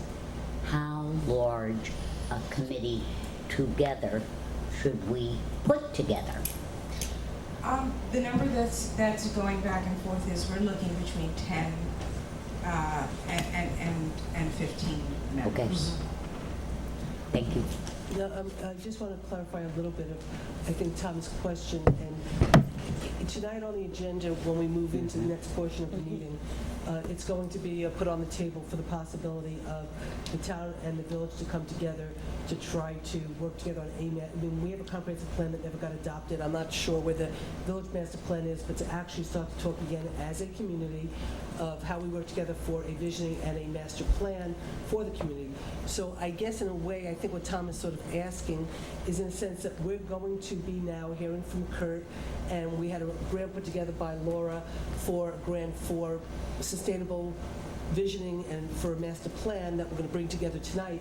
So as we move forward, if this should be approved tonight, which I suspect it will be, if we move forward working on the master plan comprehensively with certain sustainable goals, at the same time you're doing that, I think Tom's question is sort of how do we integrate sort of the work that you're going to be doing with this group and the work that we're going to be doing and ensure that we sort of like all come together in one plan, and I think that was sort of Tom's. Yes, I want to make sure that even if there are some separate lines of development, that we know that there's a comprehensive plan here, and that means that all of these components are tied together in a meaningful way with a single set of objectives and a vision for the future. Well, certainly that's where, community involvement across the board comes in. All our committee meetings will be open to the public, so if you have a comprehensive plan committee, they want to come in and hear what's being discussed at a Rising Communities meeting, they certainly can. And so they'll hear what's happening. They'll have ample opportunity, and I would imagine that if you're working together on a comprehensive plan, if somebody from a Rising Communities committee needs to come in and listen to what's going on and share that coming back, we want this to be an inclusive process, so I think that we'll keep the... Well, simultaneously, we could tell Kurt and we could tell Laura to call you to say they'd like to be on the committee. And you might give them some serious consideration to be on that committee so they can, so then there is the connectivity between the work we're doing here and the work that you're doing there. And so there is, people that are sort of representing both and keeping everybody on track, right? Yes. May I say? Our conversation yesterday also suggested that that was one of the real possibilities that we have. Okay. So one clarification, and then I'd like to ask what you need for the two boards to do in order to help you move along. But I just want one clarification on the bridge, that the Walkill Bridge that was brought up earlier. I know that we've been having conversations with the county about that bridge, and from what I've been told, and Dennis, I don't want to put you on the spot, but from what I've been told, the bridge we've been told the bridge is actually very structurally sound. That that it costs about $1 million to paint it, and they don't want to paint it because it's on the it's on your program for it to be sort of painted and taken care of in 10 years. But I just want to make sure. I mean, that bridge is structurally sound. Let's put that to rest. It's a safe bridge. Okay. Now, wait, when you say that, I do want to say, though, the rating is 3.67, I believe. What ends up happening is that there are different ratings in New York State. That's the New York State What's Bridge called DOT. Substandard doesn't mean it's unsafe. And it is not an unsafe bridge. And it's inspected, it was inspected yearly, and we have the inspection report. There's no red flags on the bridge at all. So there's no red flags. The state has it listed as I want to go back and say that there are a lot of bridges that the state has listed as being substandard. I believe there's some 50 or 60 in the county as a whole. But it is a safe bridge. The Transportation Council, and I'm the director of the Transportation Council, continues to look at the bridge. We recognize the fact that there is a difficulty with respect to its visual appearance. I want to assure everyone that there's no issues with respect to its structural soundness. That said, when you look at these types of bridges and you look at where they are, there is a move to look at how bridges are designed and to start to move them out of the 100-year floodplain so that they're able to passing the 100-year floods and they're not essentially hydraulic constrictions in the creek. So those are some things that are of consideration, and we are actually looking at this program as perhaps a way to look at the bridge so that it reduces some of the upstream flooding that may or may not be caused. I don't have the hydraulics for it, so I don't know. But we do know that the bridge deck has been underwater at the 100-year flood, during the 100-year flood, and that's something that's not that we want to make sure that we address. So actually, I mean, in a way, the bridge and its issues, and then the traffic and its issues, and the flooding and its issues can all be addressed through the potential planning of this project, which might help us solve some long-term problems we've had, and now we're finally going to get the resources and the support to actually help us maybe come up with an answer to solve these problems once and for all. And then my understanding is also that when we come up with all of these, like whether it's moving the sewer plant, moving the Walkill Bridge or whatever, that there'll be money available through the state to help us implement some of this. And then because the state, in a sense, is bringing all the resources to the local level to say, we're your partner and we're here and we're going to help you. And then once we come up with plans of what we want, the state's going to say, okay, we can fund you this way, but you know what? Now this project, we will help you with our expertise in the county, saying, here's where we can try to help you get this money for this project and this money for this project. So it's potentially going to be a problem-solving, financially sound plan for the future for communities to become resilient and start to solve their problems in a productive and comprehensive way. That is correct. I just, if I may, Sure. if I can, I just want to commend the governor and his team with respect to what was put together. This is fairly unique. You essentially see you've essentially seen being brought together regional resources and statewide resources to do local planning, and giving local planning a lot of local communities a lot of voice in how that's done. You've also seen a look at what funding resources sort of can be the impetus behind that local planning effort. It's sort of like a great carrot to get you all to work together. When we look at the comprehensive plans, I want you to think about the comprehensive plans elements that are extant out there. The town already has an adopted open space plan. And think of this as community recovery zone as an opportunity to look at ways that you could make your community, I hate to use the word again, more resilient, or what the governor is calling is building back better, as I recall. And if we look at those kinds of things and try to think about that, then I think what Lori has talked about is key assets. The other thing that's here is vulnerable populations. You do have, and that's not just on the human side. That's also on the environmental side. And then the final thing that you talk about is co-economic benefits. And that's some of your Main Street discussions and some of your open space protection work that you're talking about. And all of those things, I think, come together with again, a really great opportunity for the communities to work together. I think it's actually a great time that you're having a discussion about a comprehensive plan, because it essentially sets another framework for which this can be, which this can build on. And I also think that this is not about the $3 million that you're eligible for, or the $33 million. It's the fact that essentially over the course of time, communities that complete these plans, adopt them and implement them and begin to look at capital programs that are in accordance with them, are going to go to the head of the class with respect to additional funding. And that going to the head of the class means a lot. So I would urge you to participate. I would urge you to take it seriously. And I would also urge you to recognize the fact that you're going to have a lot of resources to help you. Thank you. So Lori, Kitty, did you want to say something? No, I just, well, yes, no, I I mean, you seem like you wanted to, so. I've been trying to phrase it quickly and neatly, and I'm having trouble doing that. But I think the piece of this that's been missing for us in the past has been the technical help, but it sounds like we're going to get this time. You're going to get lots of technical help, and even within the committee, there's going to be help. For example, I was up in Albany over the last couple of days, and I got the broad overview of what CDBG VR money can fund and what the program requirements are. The committees will get some training on that. The committees will get training on things like innovative management measures, so they can build those into the plans as they move forward. If we need to understand how to identify risk, they'll provide a training to those folks on the committee so they understand you've identified the assets of your town. This is how you identify how they're at risk, and we'll provide the committees with the information they need to pair those things up, assets and risks. I wanted to mention one other thing, because I don't think it's gotten really a whole lot of play, that this program has created a lot of buzz, and it's created a lot of buzz outside of agencies as well. And in fact, it's created a lot of buzz in the banking community. And the governor put out a release talking about how the banks want to come in and be partners. So there'll be opportunities to leverage public funds against other investment dollars. And there'll be at some point a list of all of the institutions down to local branches that want to participate in some way in building back better and stronger and helping with the economic co-benefit. Sally? What action do That was gonna be my next we question. need to take right now? Conceptual agreement, conceptual involvement, a commitment Do you call us or be. do we call you? Well, wait a second. Okay. So Sally's asking for direct, because I mean, Lori might need us to take direct, have, as the two boards commit.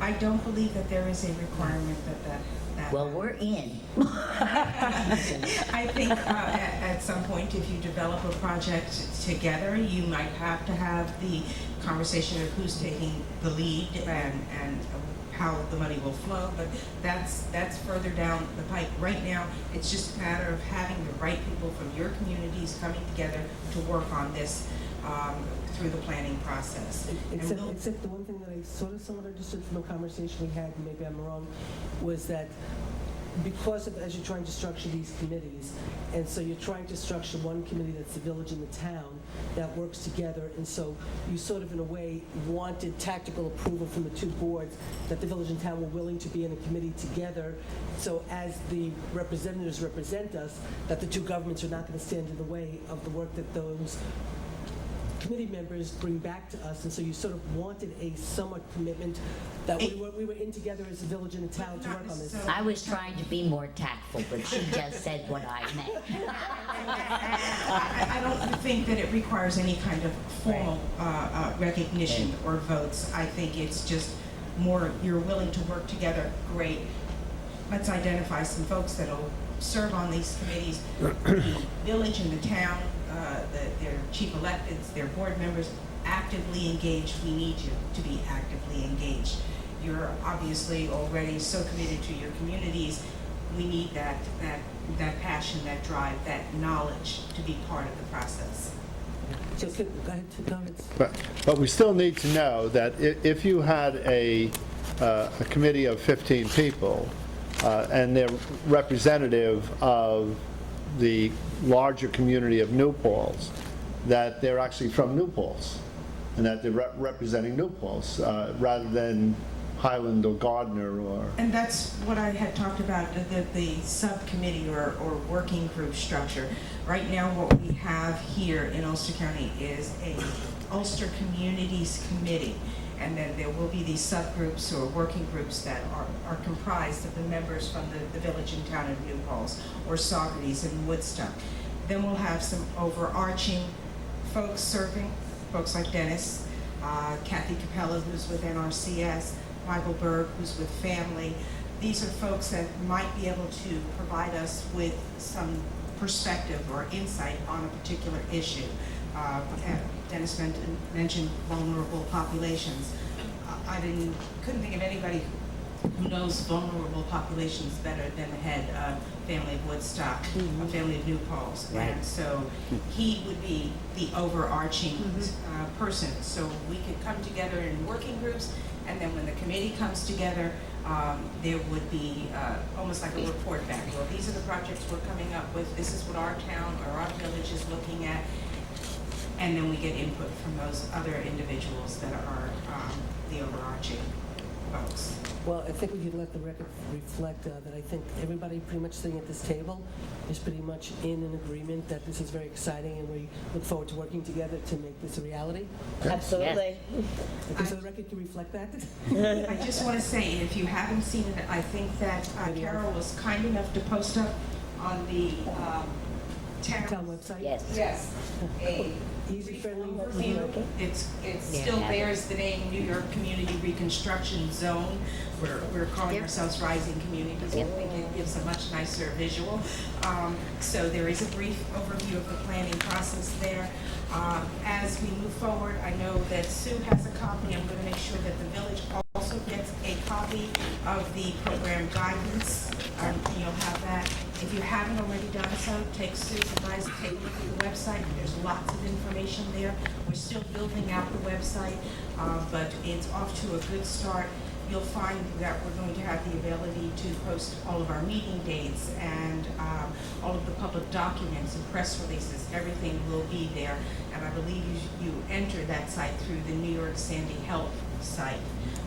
And that's a starting point. At some point, every Rising community will have their own link so that you can go and be very specifically looking at documents or other things related to your community. Okay, Tom? Just one more technical point. I would like to be certain that there is a clear line of communication between your office and the two boards here, so that to satisfy that, I'm assuming that Susan would like to be the point of contact and information that would flow back and forth, and we would need to designate somebody from our board who would be similarly a point of contact for you. That's fine with me. I am more than happy to speak with any and all of you, but if you prefer to have one person, it makes my life a whole lot easier to know I'm communicating with one person who's representing the interests of either the village or the town. But I have an open door, open email, open phone policy. Anything that you feel you have a question about, I'm there to take care of and answer to the best Good of my show. ability. Thank you. I can say from the town's perspective, I came back from the thing and I reported that night. I reported the next week the update I got. Lori came in, put her onto the agenda, so I have been completely keeping my board apprised every step of the way of anything that Lori sends out to me. And then I invited you guys tonight to get you into the conversation. But it wasn't a, yes. You know. No. Laurie, the booklet and notebook that Susan has, is that in PDF? I'm not sure that it is fully in PDF. They have talked about putting it that way. I am going to make sure that at least you get a hard copy of it. I think they were working on making it PDF available. When it becomes PDF, I would ask that when you send it to the village clerk, it be clearly noted it be sent to all board members, and that way you'll have the communication you need. Some of that information is already available on the Right. website. I've looked up on the website. Mhm. Thank you. So, It says by October 30th, all CRCs should have a conceptual plan prepared. That is the target date where we were. It's an aggressive planning schedule. I know that a lot of folks were really excited by the fact that there was a definitive beginning and middle and end to this process, that it's not just planning for planning's sake, but you will come to the end of the process and there will be implementation money for some of your projects at the end of it. Okay. So does anybody have anything else that they'd like to, Dennis, anybody else have anything else, anybody in the audience? Chris? Just target small areas, multiple areas, or just large areas? All of the above. All the above. So it doesn't matter how small the project is. We can,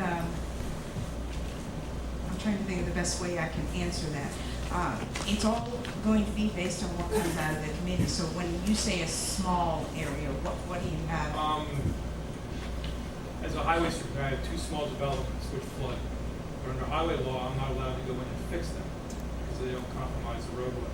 If it does compromise these people's,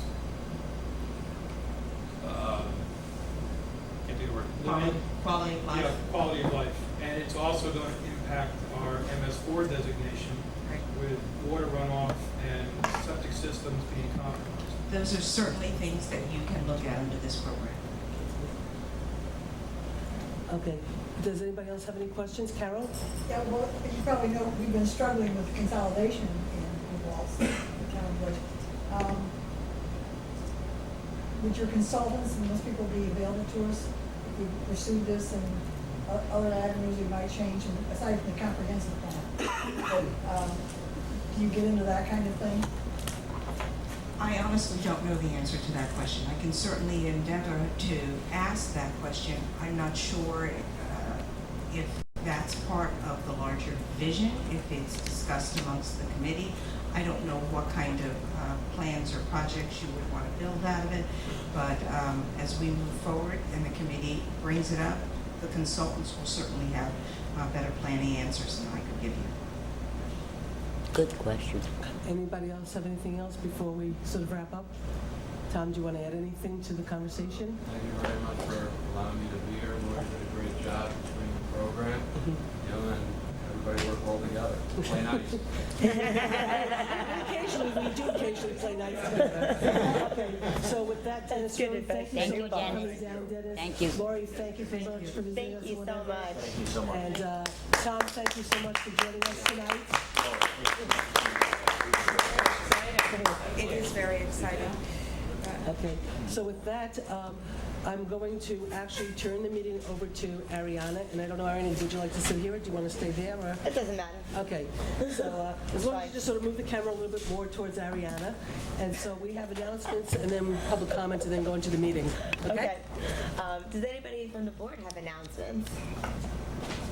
No? Okay. And public comment? Is anybody here to speak to us or the audience?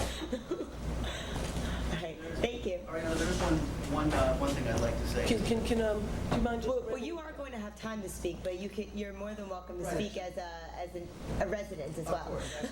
And it is, and this is separate, of course, from my main purpose in being here this evening. I wanted to. Is that on? You might have to hit the bottom. There's a red thing on the bottom. There we go. I wanted to thank the town and the town building inspector, Stacy Delaree, for providing invaluable direct assistance last Friday during torrential rains, and 2 calls I got at my office when our part-time inspector was not on duty. She was able to respond quickly and with, again, invaluable advice that helped to resolve these situations, and not only help my office, but the fire department and residential property owners and commercial property owners. So that's something I just wanted to take a brief moment to mention. Thank you. Thank you so much. Thanks, Kurt. That's awesome. Any other public input? Yes, Ira. Microphone. Can somebody just bring it over so Ira doesn't have to get up? What's the past? They give me good treatment. What? I did. No, I just want to say one thing. I was very impressed today. I got a thing from the town of New Paltz, your website, and I've liked it, so whenever you do something, it pops up. And there was a note from Carol about updates to that thing. And when I wanted to find out some information that I didn't have before, it was such a pleasure to go up to that site and find everything. So I don't have to go running around. I don't have to go looking for agendas. I don't have to go looking for anything. Wow. And I just wanted to compliment whoever's doing it, which I guess is Carol. It's one hell of a job. I mean, it really is. I just felt, I should say something because I really used it today and it was really very helpful. Thank you. Wonderful. Thank you. Positive things. Yeah, it's a good night. Positive public comments. Any other public comment? All right. So to start off, we're going to talk about this joint master plan, and I'm going to turn it over to Sally in a second. But part of where this came from is when the village had our 2 new trustees elected, we decided at our reorg meeting that we would look into what kind of projects we'd like to focus on in the next year. So each board member came up with their projects, and Sally, of course, approached me and said, should we work on a joint master plan? So I'll let her introduce it fully, but just so everybody knows, that's kind of the background of how this even came to be on our docket. Well, I have to tell the town board, this is one of the most wonderful meetings I've ever attended with you. It has been so positive and so community oriented from beginning to even now. And I can't believe that I anticipated the tenor of tonight when I sent you a memo July 1st saying, let's together do a joint master plan. Because everything we've talked about tonight is joint, together, community for the community. And that's why I proposed on July 1st, when we had our next meeting, that we think about coming together and looking at our community as a whole community, and instead of having an outdated 1994 village master plan, which my colleague to the right tried to help update and pinpoint 3 years ago. Two years. 2 years ago. Only 2 years. Oh, it seems longer. That he had a committee and put ideas together that the village needed to look at. I know that the town has tried very hard to get a new comprehensive plan, and you were sort of disappointed by the person. So why don't we just not have separate plans, and why don't we do this together? And we're so fortunate, I think, because the village has a planner. We do not have to go out and pay big bucks for somebody who doesn't understand this community, who hasn't over the last year and a half worked with us, and who really, in my humble opinion, I'm not an expert on this, but I find his recommendations and his thoughtfulness for this community and his visioning and his ideas to be absolutely on the money. And so it gives me great pleasure, and I hope you all got it. I know he sent it yesterday, and it was very nice of him to have done this. I want to introduce the village planner, who I hope will be the town and village planner on a new master plan, Kurt Lavala. Kurt, can you just grab the microphone? Yeah. Did everybody get the copy of this? I just want to make sure. I do Okay, have cool. copies in case it's helpful to Yeah, anyone. wonderful. Thank you, Kurt. Everyone. Thanks. Okay. Thank you very much. Sally, thank you very much for that introduction. The 2 items. I don't know if you're on there. I don't think you're on, Kurt. I think it's off. There we go. Thank you. No. The 2 items that we discussed thus far this evening were already wonderful lead-ins. However, that introduction really was wonderful to hear and inspiring.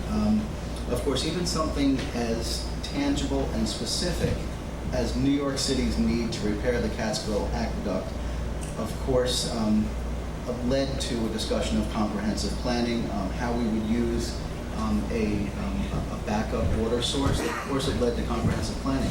And of course, when Lori was speaking to us about the governor's program, of course, that touches upon many aspects of of comprehensive planning as well. While consolidation may in some ways be a complex topic, the decision to undertake a joint town and village master plan, and that goes for our community and other towns surrounding villages. That decision, I think, is much less difficult, much less complex. And what you could do, of course, is simply take a look at any map, and those towns that have either very pronounced hamlets or incorporated villages at their center, where they do undertake plans of their own without the village or villages within their borders, of course, that is generally white space. It's very apparent simply by looking at the map. So I'd like to think that this decision is an easier one, and that the details can be worked out and agreed upon. In this initial memorandum that I've prepared for you, of course, it does not contain budget numbers. However, I would like to think that much of it can be done within my own office.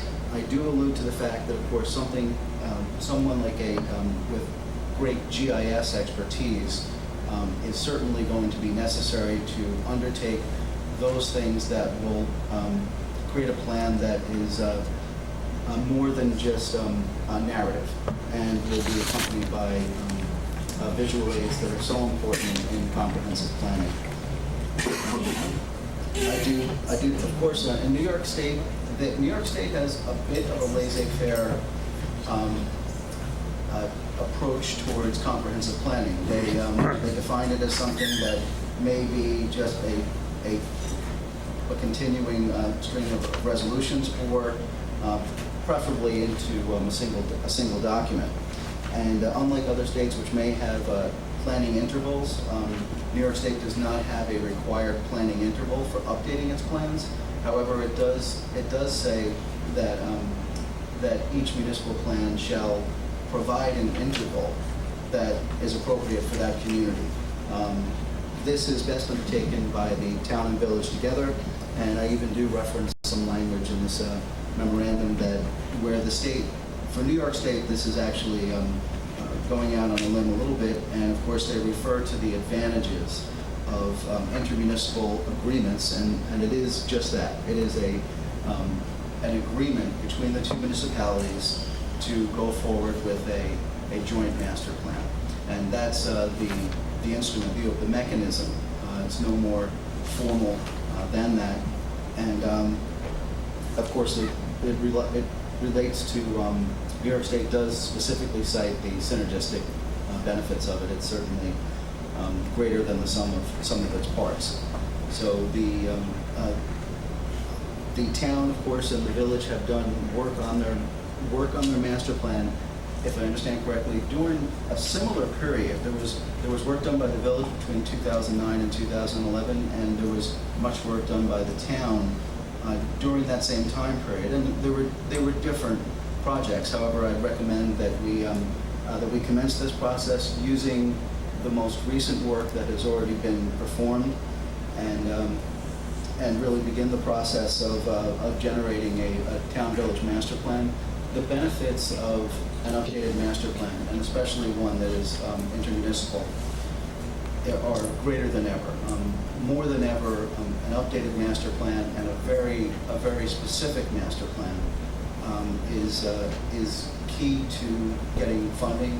It's also more than ever, the State Department of Transportation must adhere to what the community enunciates in terms of its objectives. So more than ever, there's a great deal of benefits.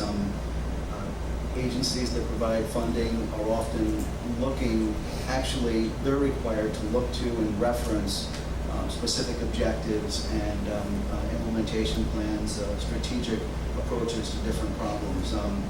This would be, and I remember discussing this at the very outset of the village creating this position, and my discussions with the village early on. So of course we have enacted one new zoning district, and that was based upon a wealth of good planning done between approximately 2005 and 2007. We're now at the point where we need to establish more of a foundation in comprehensive planning in order to properly recodify and change zoning district designations, their objectives, even their specific regulations. So that's where we are. I think that all in all, the town and the village, but the timing is good. And I do note in here that it's very difficult to state exactly when the process will begin and end. Again, New York State does not prescribe as much about undertaking a comprehensive plan as they do in certain other areas. So, but some of the things, the major components that go into the plan, of course, are, and both the village and the town are familiar with many of these, but they include formation of a broad-based special or comprehensive plan committee representing the town and village, preparation and circulation of a Greater New Paltz community survey, and compilation of results. I expect a very good response on that, both from residents of the town and the village. That isn't always the case. I've worked on many plans where teams of planners have struggled mightily to solicit the feelings, the sentiments through the survey and through workshops and attendance. I would expect very good participation levels, especially relative to other communities' planning efforts. That's the strong impression I have in my first year with the village.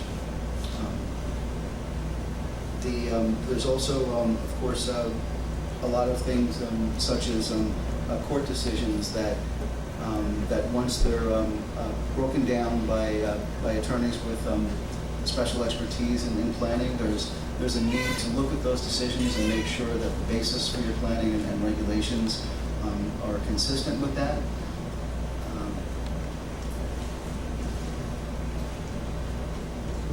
And then, of course, compliance with the State Environmental Quality Review Act. That actually, a master plan can sometimes be organized as a generic environmental impact statement. So there's certainly the ability to consolidate some of the efforts. Again, I would like to preside over the effort with limited involvement from very specific consultants, and then, of course, welcome the assistance of members of the community who have so much expertise in so many different subjects and so much of an interest in the community. And let's face it, land use is a pretty interesting topic as far as local policy, and especially in a state where these decisions are largely being made at the local level. Community self-determination can hardly be overstated. Those communities that undertake to do it will often get the results they seek. Otherwise, you're leaving it in the hands of others or other destiny. So, with that and the memo I've submitted, are there any other things that would be helpful to address at this time? I mean, I know I have two questions, but does anybody else have questions they'd like to ask? Okay. Well, two things that stand out to me. One, initially, is, of course, we just heard this presentation from Lori, and we're going to be forming a committee of the village and the town to have this visioning and planning process. And I guess my question for you is, how do you see and you don't necessarily have to have an answer because you heard her presentation tonight as well, but how do we make those two things overlap?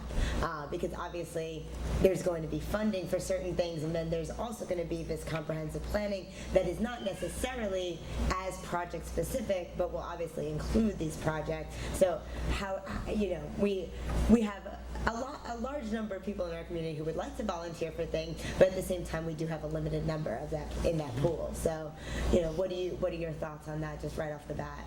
That's true, and there would be a committee, as I understand it, for the governor's initiative, and as well, I think, generally speaking, the committee that would steer the planning efforts would generally between about 7 and 11 people are recommended, and I would say that number remained the same, even though it is two local governments collaborating together. Mm-hmm. So as far as the participation directly in steering the plan, and then of course there's so many people have been fortunate enough to meet by working and living in New Paltz who have particular expertise in everything from sustainable construction to ecology and landscape architecture and beyond.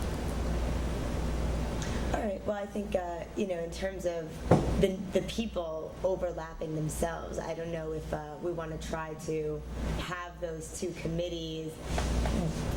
I mean, certainly be in communication, but I think as we go, we should try to develop a plan that, for our comprehensive planning that would encompass some of those projects as well. Maybe not be exactly the same group of people, but certainly have some overlap. My other question for you, in terms of surveying and collecting data and being able to interpret that data, I mean, I know more of the inner workings of your office than a lot of other people. I mean, these two boards would know, but I know like the college campus, for instance, CREO, or these other, just the sociology department, they do like statistical analysis course. Do you have ideas of how to incorporate these kinds of things to be able to ease the burden on your office, essentially? Because I can only imagine how going through hundreds of surveys, hopefully thousands of surveys, is going to put a lot of pressure and increase your number of work hours. By the way, that's a very good example. And it's one of the initial steps is ascertaining community sentiments through responses to well-organized surveys. And there's no doubt. And in fact, if I understand correctly, you'll be once again attending a fifth. SUNY Volunteer Fair, yes. Again, He's looking for 100. We've had occasion to get to know students who are very involved in the affairs of the community where their college is located. So I have very good expectations for participation, and that's again a good example of where that type of people power would really come in handy. Okay, cool. I mean, we can obviously be in touch about that, but other questions, yeah. Well, it's really more of a statement than a question. First, I would really like to thank the village board for bringing this forward and making this offer to the town, because I've always felt that when the town was doing a master plan, to do a master plan when you're leaving out the donut of the community or the heart and soul of the community, the village, what kind of master plan is that? And to have two communities planning independently is a contradiction of a community. And so I've never been interested in actually picking up the work that had been done prior to me to finish the town master plan, because I always felt there was a lot of money invested and it was only half a story. And so I've never brought it to the board. I've never been willing to do it to the board. And if the board ever talked about it, I shut it down, because to me it was always we either do it together or we don't do it at all. So the fact that you're bringing this forward tonight is, I think it's a great step forward for the community, and I want to really thank you. And whatever I feel that we have to do as a board, everybody else has to chime in, but I'm completely behind it, and whatever you need from us, you got. Or at least for me, the rest of the board members have to sway in on their own. The only other thing that I just want to add is, again, I did send out today to all of you the Sustainable Development Statement of Work that Laura had put together. And so I don't know, Kurt, if you had gotten a chance to look at it. I don't even remember if I ended up, I think I was doing all the board members, and so I might have left you off, but I'll give you a copy because I think I printed it. And I gave Laura a copy of your thing. Well, I also sent to Laura your thing. And so Laura just recently, again, put in a grant for sustainable, it's through Greener Cleaner Communities. Greener Communities, yeah, it's one of the CFA funded grants. Okay, so it's a CFA funded grant, the Cleaner Greener Communities, and she put in 4 help and resources for the town to continue trying to do its master plan, but really from a very sustainable perspective. Very well written grant. I have to compliment Laura and George Lithgow and Dave, who helped finesse this. But as we move forward on this plan, if you and Laura could sort of look together and see, and then we can see how we can actually. Now you will see when you look at this that you are actually in it as one of the committee people, because the village is included. We took the liberty of putting the village in here and putting you in, and figured if the village had a problem, they could always take you out and say, why town did you do that? But we felt it was important. So I just think it's like, again, the confluence of opportunities between potentially the water system, potentially, the sewer system and other issues, and now this comprehensive plan, and Laura already having, yesterday at 4 o'clock hitting the send button, I think, or Monday, I think hitting the send button. I think we're all in a very good place to move this community forward. So thank you, and that's all I had to say. I sent it to you already.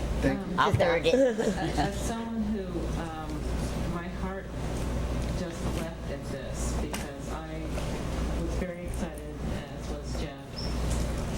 6 years ago when we hired about as far out of town consultant to write our new master plan. Buffalo. Why do we always end up in Rochester and Buffalo? I don't know. But we committed a lot of money and energy to that program, and they came and held various stakeholders meetings, and I was very excited to be invited to one of them. They had a sample survey, and I actually still have my notes on what was wrong with every single question on their survey, and I thought, well, this Deathless Pros will right back to headquarters and they'll change everything. It's exactly the same survey that they had developed for every town in New York State, pretty much. And you said something before about getting the expected results. They got the expected results that they get when they ask those skewed questions. And at the first public meeting, I think we had maybe 50 people.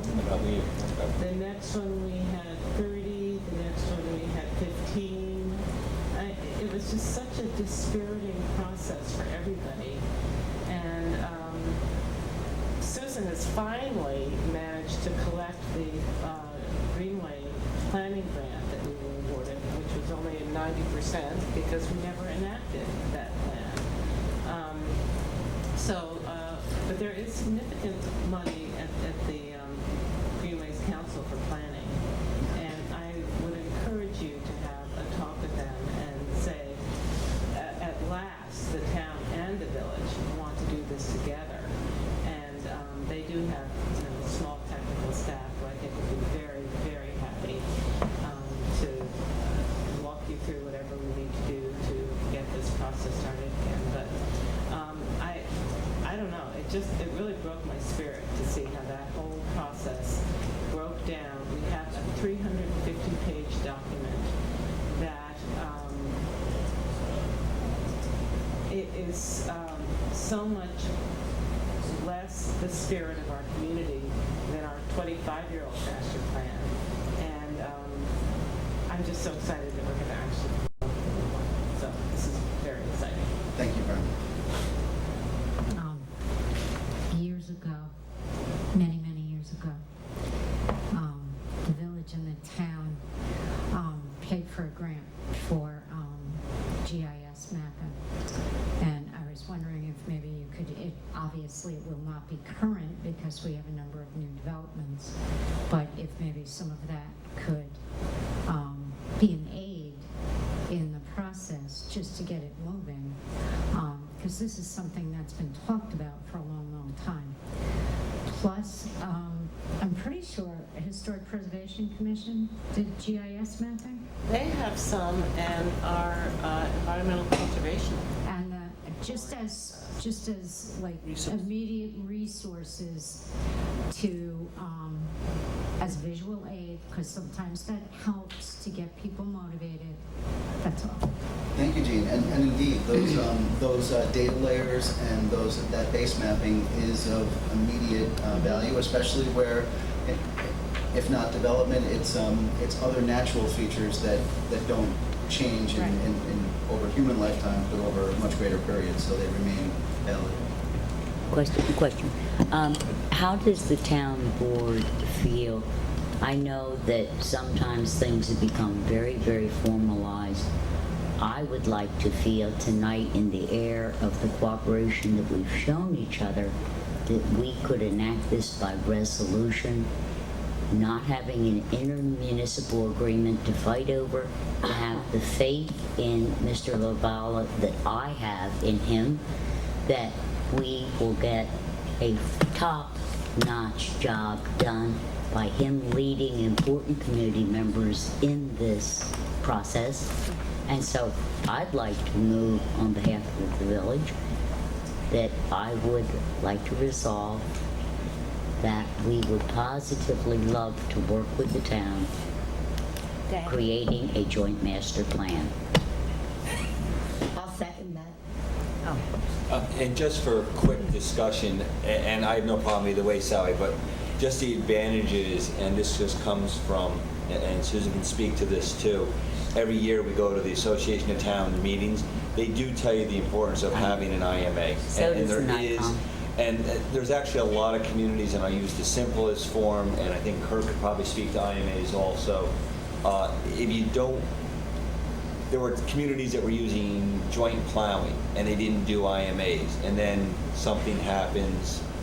No, I can see So the advantage. I have no problem with what you're saying, by the way, and I have no problem just codifying an agreement tonight, but I think we should do an IMA, if not by next meeting, within the next couple meetings, because they're very simple. And then it beholds future boards to it, because hopefully this isn't something that just ends here. Right. This is something that continues to go on. And it's not, I mean, we have Kurt here, because I think we're going to start, I think the point's going to come very quickly, because someone had mentioned, and I think it was Ariana, is, you know, I think we'd be looking at this, and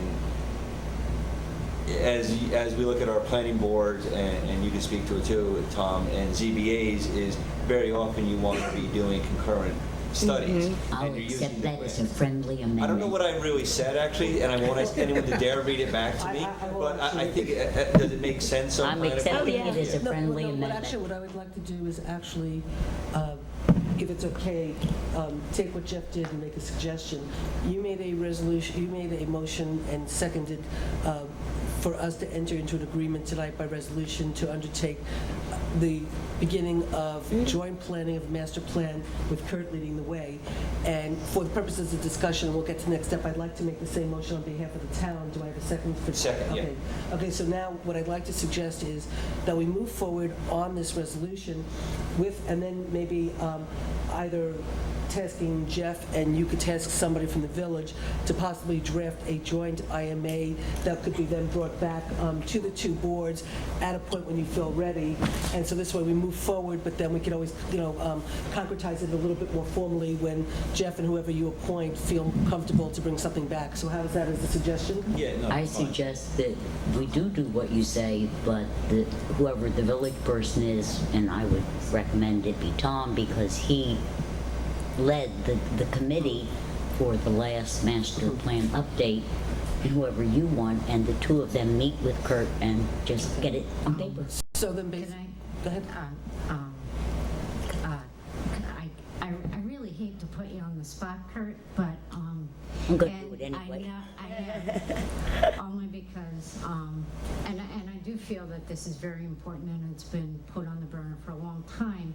However, I did read your memo, and it's very clearly stated in paragraph 1 and 3 about General Municipal Law, Section 119-U expressly authorizes intermunicipal cooperation, blah, blah, blah.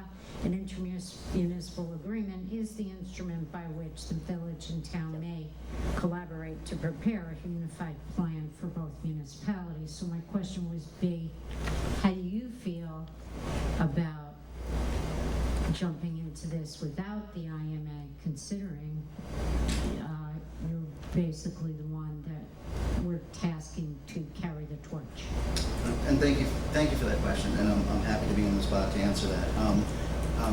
Especially in this situation with these communities, I'm very willing to go out on a limb, if that's what you call it. Yes, certainly I'm more than willing to begin with the presumption that other things will come together. So I understand that that time is perhaps the most You've valuable. been there a year. You've watched us fight. Some of us. Some of us. Yes, and actually, and again, and also I Actually, realize, usually it's very few of us. It's always certain people. and I think it's fair to say that, and this is something, there's anything within the two communities, there's anything but apathy about our community. There's a recognition of our sense of place, and I realize too that there are going to be difficult moments in the same way that there have been, let's say in the village, where we may not any longer agree with some of the master planning or regulations that we have, and as much as that created a difficult situation at certain times. This year has had some very interesting moments, and I think there's much to be gained, and from my point of view as a planner and as a member of the community, not nearly as much to be lost. There's much more to be gained than any possible regrets. Can I, Jane, just for clarification, actually what my motion was for us to tonight agree by resolution that we're going to enter into this agreement, and then I basically, in essence, tasked Jeff and Sally, just if there's an agreement from her board, to task Tom for them to get together with Kurt to start drafting the IMA. So in a sense, we are creating the vehicle that Jeff so aptly had said we should do, and so we are creating the vehicle. So we're just authorizing to get this going. Then we're authorizing Jeff and Tom, if the boards concur, to start meeting with Kurt to get together the IMA, and so we are doing that. Okay, well, if I could just add, do you think that Jeff and Tom may need the ability to converse with the attorneys in order to... Well, Tom has that. Well, I think Jean's got a very valid point, because an IMA, and we have a attorney next to me, so maybe he'll help. Or we have one standing in the back. Either one. Either one can converse. Is, to Jean's point, an IMA is a contract. It's a legal document, isn't it? It's an actual legal, it's a contract. The difficulty that is going to come into the town, and Jean's point is very serious, which is the usual parts of a contract or an IMA that come into question are the use of services, and in this case it's going to be an individual, which is usually in community IMAs, and if you talk to the controller's website, or if you go talk to anyone in the controller's office, they'll tell you that's usually where the arguments start. Either it's personnel or it's financing, funding. Either way, funding, financing. There's about 6 other parts to an IMA or contract that should be codified between 2 boards. So actually, Jean's point is good, and I think we're going to have to lean on, Tom and your board more, because we're actually almost requesting an unfair piece here. We're asking for time, and I don't know we have the ability to also do financing, because Tom, his time is not infinite. It's a finite. It is a commodity. And let's just say there's 40 hours in that week, and I'm not saying you work 40 hours, because I know you don't, because I've spoken to you way beyond what would be a normal work week. So I think that's what needs to be discussed at greater length, and whether it takes attorneys, and to Susan's point, I'm not sure, Tom, and maybe I'm going to have to lean on you more for the piece. I think, Susan, our piece is actually kind of easy, because we're the ones asking, and they're the ones providing, and they're going to need to meet with Kurt. May I? Thank you. I apologize for taking this second so long, but I think it's an important part of it. No, I think it's an extremely important part, and I'm very appreciative of your understanding that we're not talking about going forward with a smooth field and no obstacles here. And I would not go anywhere without consulting with our attorney.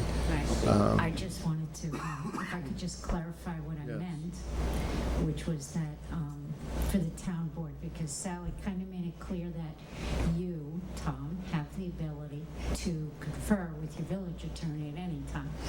Okay. We kind of don't do that. So all I wanted to do was make sure that Jeff had the ability to confer with Joe Moriella if he runs into a snag. That's all I wanted to do. I didn't want it to become a very complicated, convoluted thing, okay?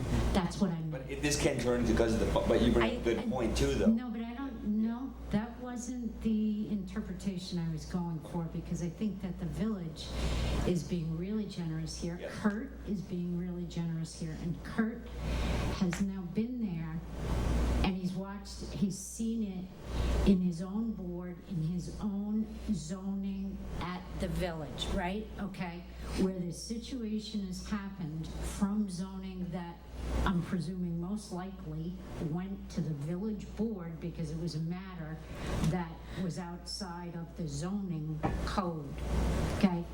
So really, he does have his finger on the pulse of New Paltz. And So, yeah, I just wanted you to be able to confer.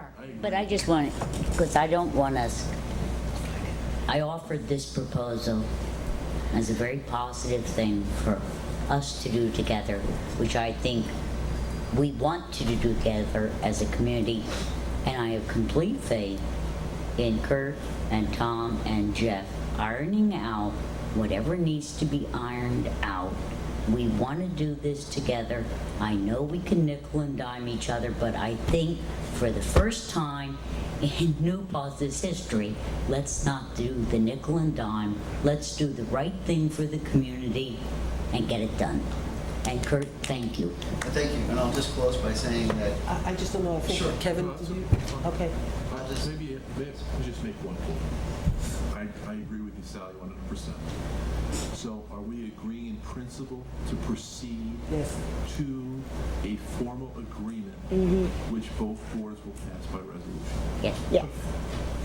Thank you for that clarification. I'll just close by. We have to act Should first. we just take a vote? We have to, Ariana's got We're voting separately though, right? You can vote, I mean, you have a motion, we have a motion, it's the same Okay. motion, so. So from the village? Yes. Yes. Aye. And the town? Aye. Aye. Motion so carried. Yay for us. No, thank you, Kurt. The leadership to do this comes from you. In other words, it couldn't originate from me. The leadership needed to originate from the elected officials at both the village and town, and I appreciate that opportunity. Now, Ariana, can I ask just a quick question? Yeah. I hate to bring up controversy during a really kumbaya moment, She but. has to do it right away. No. It's not really, it's actually, the controversy is the fact that I have to ask this question. That's the problem. Yeah. That's the controversy. It's just that it's very hard for us a lot of times to get a joint town-village meeting scheduled. Yes. Okay, and the mechanism of doing it has been very difficult. And so all I want to do is ask the two boards, because as we're going to go down this road to do this, it's going to mean that there's got to be a lot of meetings between the town and the village so we can talk about where we're going. And so I would like for the village to make a suggestion of how we will be able to convene these joint meetings in a way that will not be problematic, so we can be positive as we move forward. I mean, this might be a bit much to suggest, but I think we should do a once-a-month meeting where we just, if there's a reason that we really don't have to meet and we don't have any business to discuss, which I can't imagine really being the case, because there's always something we could talk about, we should just schedule a once-a-month meeting that we could all make and put it in our calendars, and we could alternate who hosts. Okay, so are both boards, I mean, obviously if your board is willing to make that motion tonight to once again engage in monthly meetings on a rotating basis, and our board's willing to do that, then we concretize that tonight and we do it. You want to move it? I'll move that. I'll second. Okay, I'll move it for the town? Second? Okay. Wait, just one quick statement that please just forgive us for September, October, because that's our budget season. So be kind to us in That's my September and first October. You're kind to us, we can be kind to And you. and we'll be kind to you in March and April, I promise. So March, April, we'll be kind, May, we'll be What's gonna kind. happen? Just- But not the other months. Yeah, the other ones. okay. no, yes, What's but- going to happen is we're going to set a date tonight, and then Susan is going to give us our schedule for extra budget hearings. And so just be prepared that Okay. That September, October. What do you or- say? I'm hoping that this budget process is going to be very, very, very easy and streamlined and not so cumbersome. Do you want to Jeff, schedule I our think- next joint meeting then to approve the intermunicipal agreement? Sure. I think that we should.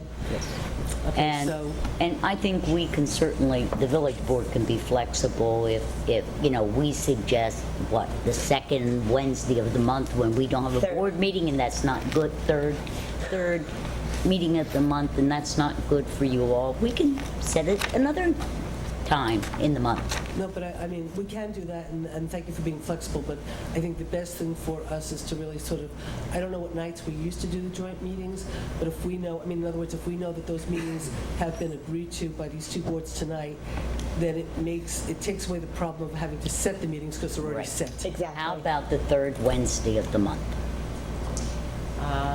This about the is second exactly the Thursday? problem that happened last time, historic preservation. Oh, okay. What day do you suggest? Second, what are second you? Wednesday. I Oh, said- second Wednesday. That's a board meeting for I us. said second Thursday. Yeah. Can't Well, do but we second could, Thursday. we could do First the third Thursday? and fourth Wednesdays as a village board. No, that's not the problem. Her problem is the historic commission. No, I know. What I'm saying about if they Thursday do- for us? Fourth Wednesday. On your off, What about the fourth Wednesday?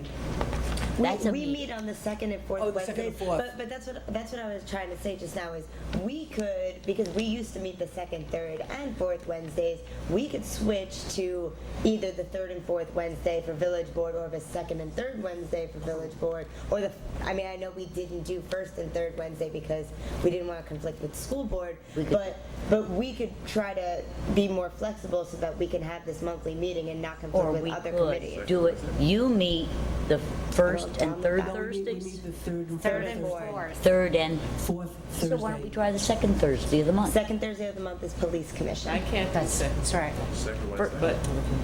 But how about Second Wednesday is their meeting. Are there But any they said they could switch. Tuesdays?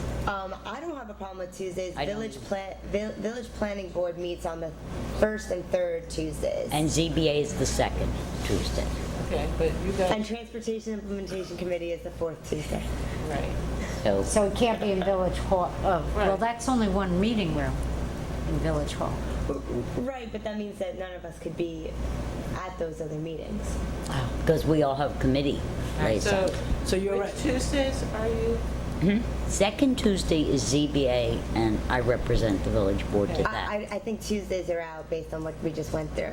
Very quiet. Okay, what about the Mon- second Wednesday? Because you were saying you could switch your village board meeting. I think we should do that. The Is that, second I mean, Wednesday is that, of the hours I schedule? feel funny switching our village Well, board meetings without the We other are board members inviting here, them to the but. first, or to the second September meeting anyway for water. Susan? Yes, We're you are, having but a get-together on the get-together. September 11th Yes. for water. Right. We could do the intermunicipal agreement then. Okay, but you did say it was water and SUNY, and we were like guests, not. Yeah, well, that's what they Okay, said last you night. did say that. But we could go from a village board meeting into a joint board meeting like we did tonight. I'm just saying. Okay. You said we were Good point. guests. They just canceled their whole. Well, actually, truth be told, that since this is you're a fully constituted village board meeting, if you three would like to actually change the village board meeting to a joint town village meeting, then it's a joint town village meeting, and we could do the IMA afterwards On the 11th. on the 11th. Or you could keep it as I don't, a, it was your idea to meet on the 11th. Are you amenable to Well, you making a could- joint? Oh, absolutely. Okay. That's done. What do So then you you, what have do you to- think, Tom? I don't know. It's, I mean, our month is really packed. And I don't know what else is on the agenda.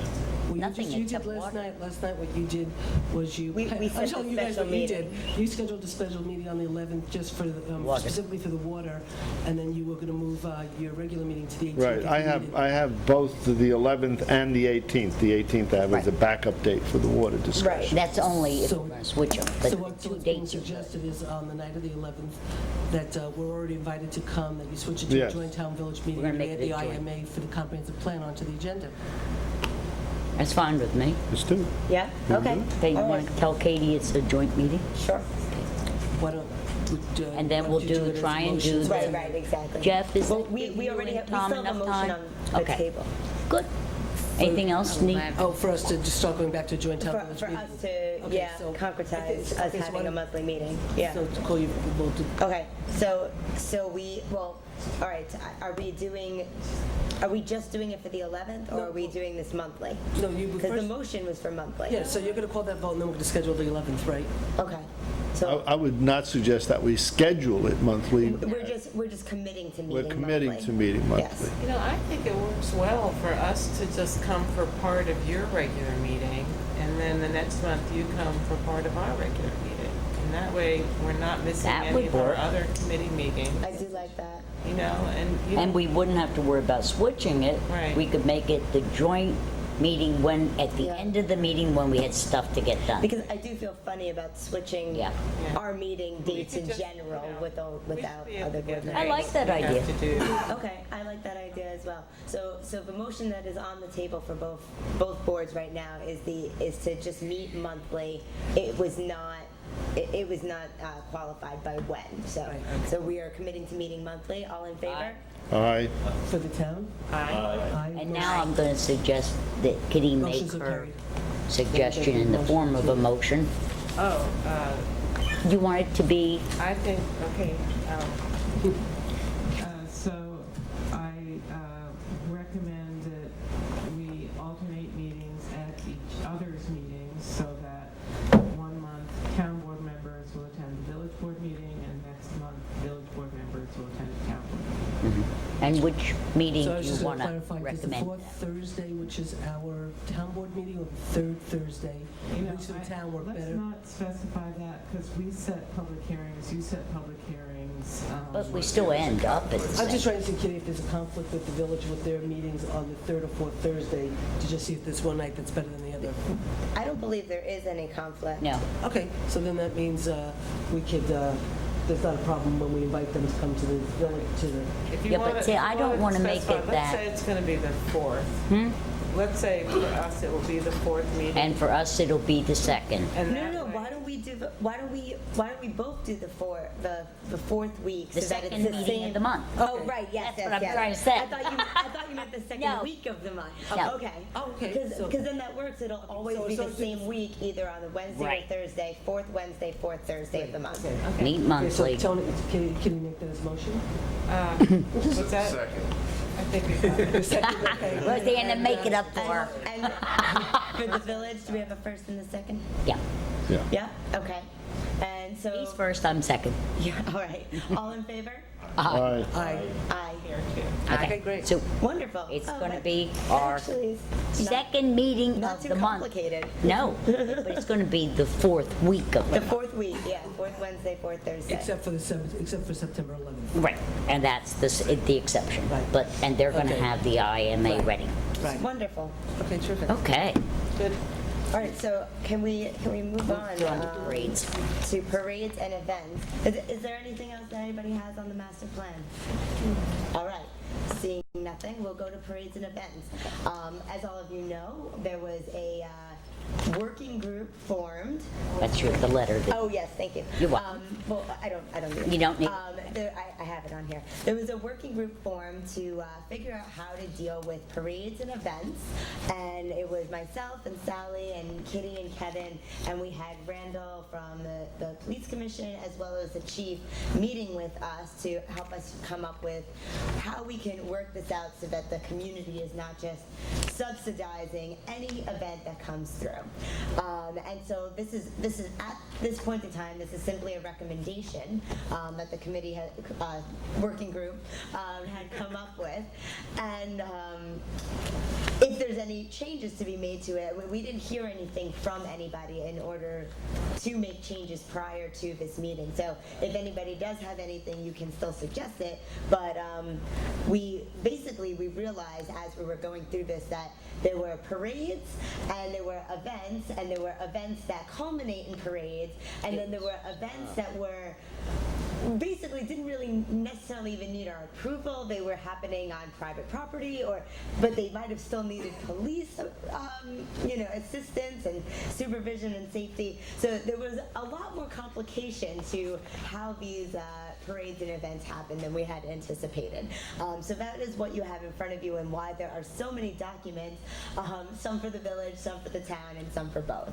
And that's basically how we went through all of these things. So if anybody has questions on what you had received in the memo or the document, feel free. But did you have anything you wanted to add? You looked like you were. Yeah, I will. Okay. The parade is a joint venture. Yeah, And get it's a- closer to the microphone. The parade documents, you have two. You have the application instructions, we have the internal working instructions, and you have the actual application. And if you will notice, there are now 4 parade routes instead of 3. The fourth one was suggested brilliantly by Councilman Brown, because she realized some people might not want to pay as much for the parade when you go down Main Street. So there are a lot of refinements to this and delineations, because what we all discovered was, because the police are a town function, the parades are on the village streets, that maybe we all ought to sit down and work this out together, which this joint, what did we name it? Jeff didn't like committee. Jeff, you had a name for us. I started calling us the Parade Club. Yeah, the club.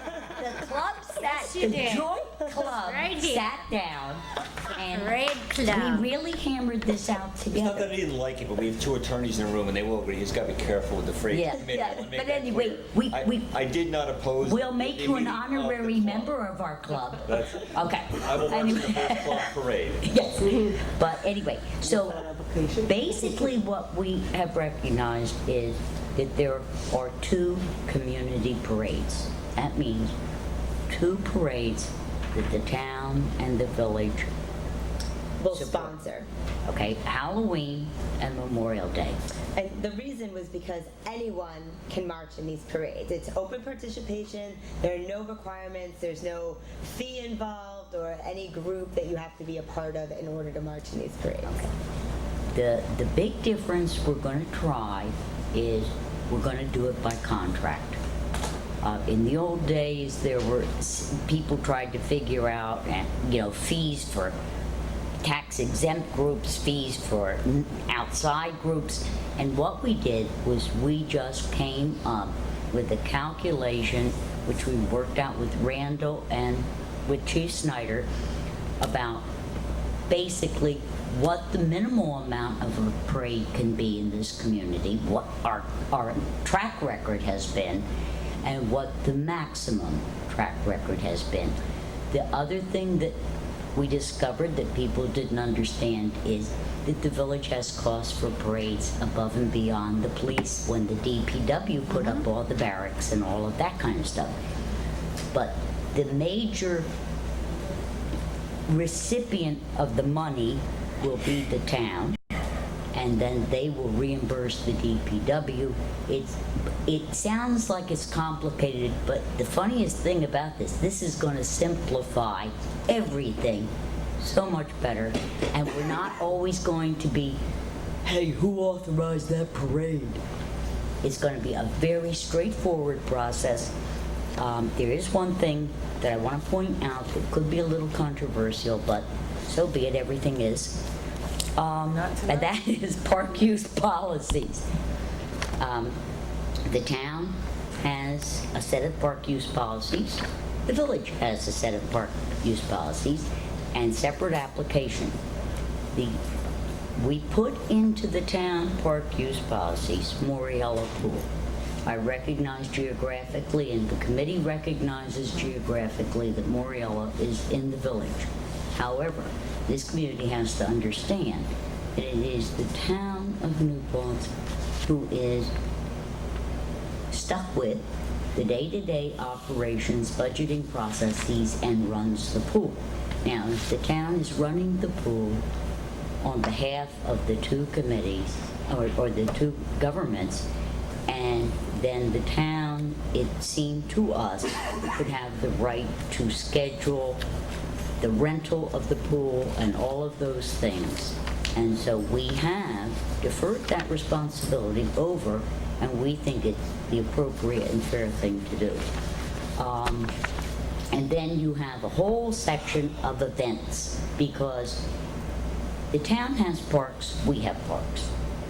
People may want to use, what are we calling it? Not the Field of Dreams anymore, the recreation. Newport Sports and Recreation Park. Okay, so all of those are delineated in terms of fees. All of those are delineated in terms of what you're applying to use. And so I think, and we feel, and of course, we're the committee and we did it, so no wonder we feel this way. We think this has gone a long way to helping guide all of us and cover all of the things like the Wildcat event and all those things that we discussed in the committee that go on in this community, and there is not a clear delineation of who's in charge. So now we know who's in charge, and I hope that you all like these, and they are not requiring law, but what I would like your permission to do is for Kevin to send on behalf of the town to Joe Moriello for review, and we will send on behalf of the village to Joe Ariel to review. I want to thank Chris Marks, I want to thank Blue, I want to thank Rosanna and Katie, because they reviewed all of these documents, because they're the ones that are going to have to use them. And I know Rosanna has questions about the contract part. Kevin, that's going to have to be a very simple thing. I mean, the village can't be involved in that, but I know Rosanna does have questions about what the contract is going to look like and how that's going to work. So Joe needs to work that out. But other than that, you've got it. And I will give credit where credit is due. Sally put together all of these documents, just so everybody knows. And yeah, well, it was a lot of work. So I think you did should the take- cover memo. That was nothing in comparison. But Susan has a question. Yeah, and I'd like to thank the club for all the work that they've done on this. Because this has really been, as, being that our office is where they come for parades, and obviously, you've got your office, we see it all the time, and we firsthand know the difficulties that it's been for a lot of people as we've been going through this process, so I really appreciate the work of everybody on this club. But I was looking through the things where I just went back and just had a little bit of a problem, and it comes back to really dealing with the cost of the police. And so as I read through these documents, I just don't necessarily see clarity in the sense of, like, for example, on the New Paltz Parade application instructions, if you go down to number C, it says, once you've submitted your application to the town police department, the town police department may contact you for additional information to clarify your route request. Once the town police department and the village board have reviewed and approved the parade, your organization will be notified by the village clerk. You must then go to the town clerk and complete the contract for the parade. But there's nothing that really delineates the cost implication. That is, the police will give you that cost delineation. But I mean, but it's not in here. That's why I just have a little bit of. No, it will be at the juncture of the contract, because. You want to clarify? Oh, go ahead. Okay. No, you. No, it's true. Okay, but then I'm just saying that I think that it should be very clear that once you submit your application to the police department may contact you for individual information. Once the town police and the village board or the town board have reviewed and approved your parade, how do you have phrase it? A fee for police services will be delineated or whatever. I mean, so in other words, they have to know. We can't use that language. You have to, you're not just using the application, Susan, you're using the application accompanied by the instructions that go with it, how you do it. I don't think you have to let everybody know in detail in advance about cost, about all those things. I think that comes at the end. Okay, but I do want to ask two things. Tom is just the newbie in all of this, so his objective eyes would be very helpful. While this is circulating to our attorneys, I'm not going to ask you, I'm going to expect you to each and every one review this again. And if you have any questions or concerns, such as the one that Susan just raised, please email me, and the committee will take everything that everybody, when we have our final meeting after the attorneys have reviewed it, before we put it to bed. This does not need any changes in either village or town law. This is policy, and it is policy that we will adopt, I hope, maybe September 11th. So then let me just, and I understand. And you've had this for a very long time to review. No, I understand that, Sally, Okay. but, so the only other thing is on the internal instructions for the village clerk, town clerk, police department. If you go to the back page where the second thing, it says the police commission in consultation with the chief or his or her designee shall annually attempt to anticipate and budget for parades by name in the police annual budget presented to the town board. But in essence, you're pretty much saying that we've got two town community parades, Memorial Day and Halloween. Well, Two joint. Okay, but right now, for Doesn't prevent the town from closing. but what I'm trying to say is, because I have a problem with this, I just want there to be clarity, because we're talking about it. For the moment, right now, there are those two parades that we as a board put into our budget in terms of, when we're trying And to we do calculate too. the expense for, and then you do it for the DPW. Okay, so we're gonna continue to do that.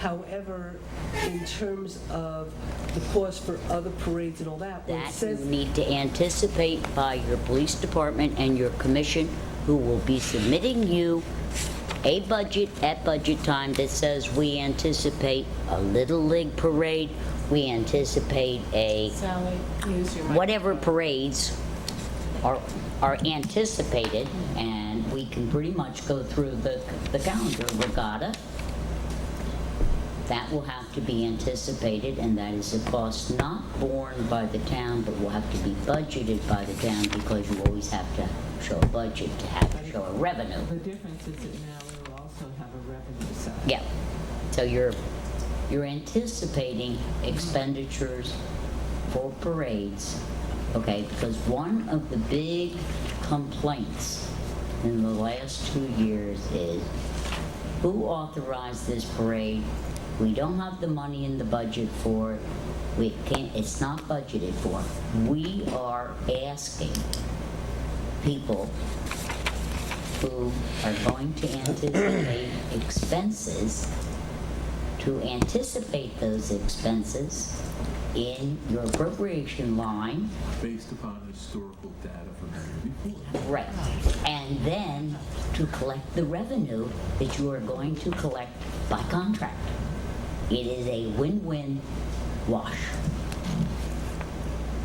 Okay, so it'll go to, Kevin, you'll send it to Joe, I'll get it to Joe Ariel, we'll review it. Please, please, please, these are complicated forms, we are trying to make everybody's life easier.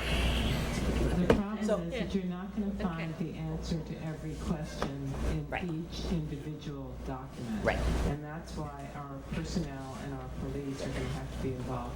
People can expect to pay at least $250. Yep. That will be the minimum contribution. And there are 4 parade routes to choose from.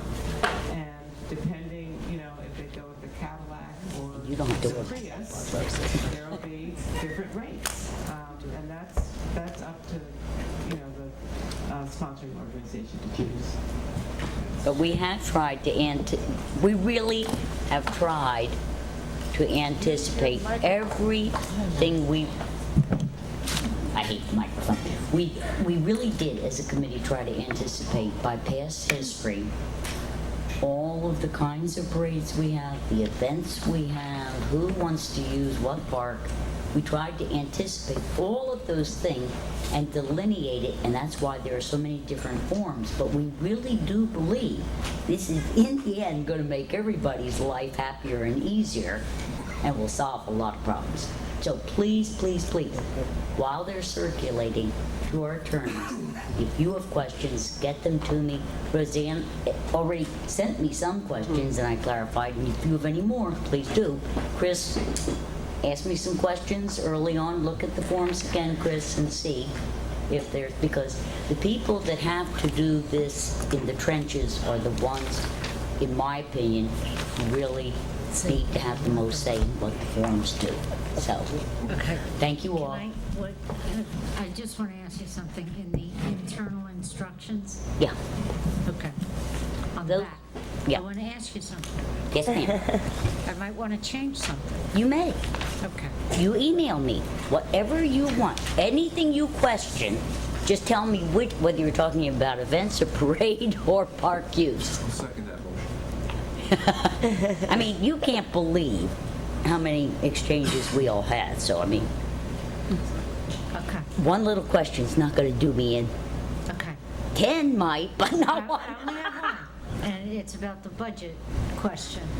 What about? Okay, that instead of saying the police commission in consultation with the chief or his designee, that it says the supervisor in consultation with the chief and the designee, because it's actually the supervisor and the chief who do the budget together. That's not what we're talking about. We're talking about anticipating what you're going to I know. charge in the contract. I know. Can I recommend, Gene, Sure. send her an email and explain why you would think that would be more appropriate? Okay, I will. I think it'd be easier, and then we can all kind of chime in. But is that a motion to adjourn? Almost. Anyway, so on the 11th, maybe we'll have this all done. And be able So to whatever vote on it. questions we Okay, have, we see, have to. I didn't let anybody vote on Thank you. anything. You're welcome. I'm not going to drink so much water next time. I'm resigning. Let's move on, baby. Okay. So this next topic, I Is think Kitty. Kitty is going to be talking about the reconvening of the Consolidation Steering Committee. Yeah. What would you like to say, Miss Kitty? I would like to say, Ms. Calucci, that we clearly are not going to go down the coterminous path. But during the course of the 2 years that the original Government Efficiency Committee was meeting, there was a Plan B, which involved basically becoming a town. And the committee thought in those early days that we could, pick from column A, pick from column B, and have this combination of village ways of running government combined with the town way of running government. One thing I've actually learned since then is that many of those things are available if we choose. I mean, for example, in the upcoming election, although major political parties are allowed, we've already seen a couple of brand new parties Nonpartisan. that are nonpartisan. So that is possible under a town form of government, which I'm very glad to see. In any case, what I would like to do is invite back the original members of the original Efficiency Committee. I don't know if they've all saved all of their folders, and I see Carol Roper sitting there saying, And Ellen. and Ellen is here. But, we do have a lot of history, and I would like us to go back, look at Plan B, and see if that makes sense for a future discussion on the way that we would consolidate. I don't understand. I'll second it. But what are you saying, Kitty? Ask me in a different, what was not clear? Okay, here's what I heard. Kitty Yes. would like to meet with the original steering committee of the original grant from, it's 5 years ago? No, No? not 6 years ago. Well, you applied as a joint government Yes, for but the grant in wasn't that 2009. the steering committee? Yeah. And then a That's committee this- was yes. formed by the town and by the village. Okay, but that's the steering committee that That's- Kitty's talking about? Yeah. Okay, so, I guess my question is,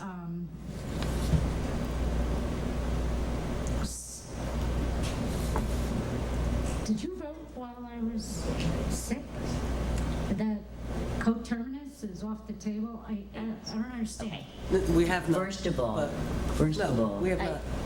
I'm like coterminous, really confused right now. coterminus is not a proper term and should not ever be used by any of us, okay? That's one of the ways we got into trouble. You're not. Number you're not 2, crazy. You G, didn't miss it.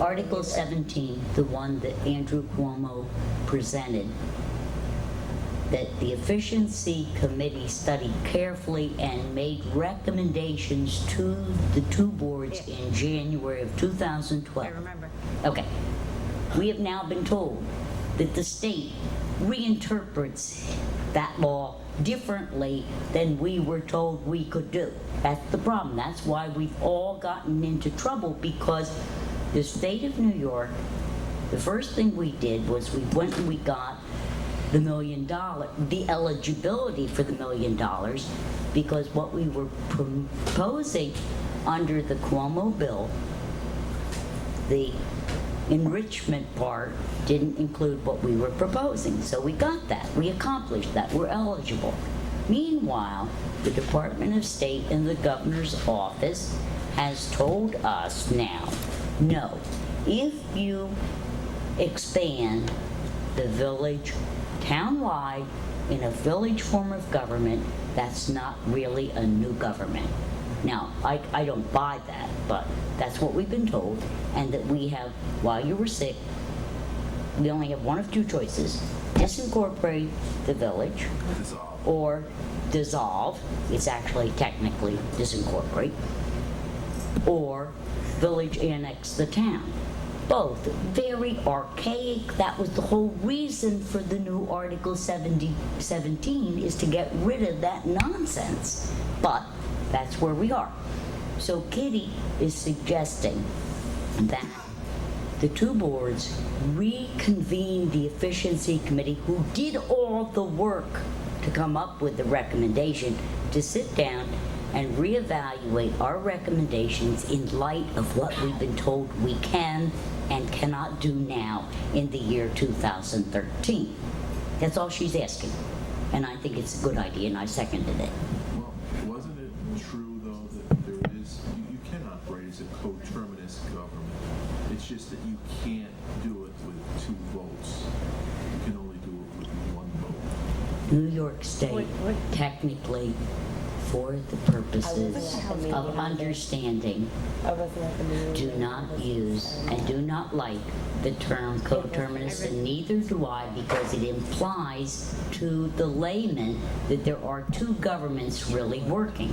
But there's a whole section. Just a minute, excuse me. Consolidation, which is what we all want, with one form of government, you technically always have to have in the state of New York, 1 day a year, a town. You can't get rid of a town. It's not a voluntary form of government. A village is a voluntary form of government. It's easy to get rid of. Just say get rid of it. In order to achieve what we were hoping to achieve, and that is to consolidate us together, we recommended a village form of government, village, town-wide, meeting 1 day a year as a town, so that the supervisor of the town of New Paltz is only supervisor 1 day a year. The mayor is the mayor, and it's the same person. But Sally, the bottom line of all this Is that we operated with 4 incorrect assumptions. So I think what Kitty's saying, let's go back and try to revisit this. Look at the assumptions that we made that were incorrect. Our assumptions in the year 2010, I'm just saying, 11 were not incorrect. That's what I'm telling you. our assumptions were that we could have a basket. We could pick a couple That things from was here, the town and some village. things from there. Right. And that we'd also be able to have a vote from the village residents and the town residents outside the village. That turned out not to be true. So there were a lot of assumptions made that turned out not to be true along the way. Along the way. And that is what Kitty is recommending. Okay. We I have go a back. question then. I have a question. Okay, so, because I'm very, very confused. So during the course of all this, we hired some professionals, and so I'm wondering if the steering committee would be availed of these professionals to help them come to terms with what we're really allowed to do and what we're not really allowed to do, so that I don't end up in an even more confused state, because we, no, well, okay, hold on. Let me at least finish the thought, and then we can wage war. Okay. Motions were made to hire CGR and Linda Kingsley, okay? Then it turned out, the legal advice turned out that what we thought we knew, we didn't really know, we were way wrong. And so I'm thinking that even if the original steering committee, which I'm not against them reconvening, but I do think they would need the counsel of Linda Kingsley and the forward momentum of CGR.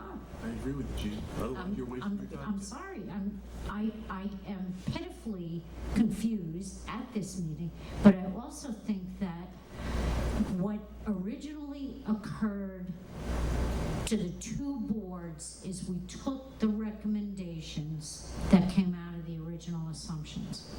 And so I think that if they want to go back to work, and it was a lot of work, and I really appreciate what you guys did. And yeah, you were part of it, so I'm talking to you as well. That I would, just like Jeff and Tom, so that they have the availability of legal counsel, is that so that before we endeavor upon more misconceptions, is that you have the ability to talk to the people who do know and who do understand this article. That's what I think. Okay, may I just speak? Sure. I had to spit it out. Number one, the two boards, and I'm not going to be critical, the two boards did not deal with the recommendations that were made to the two boards by the efficiency committee. They wanted to pick and choose.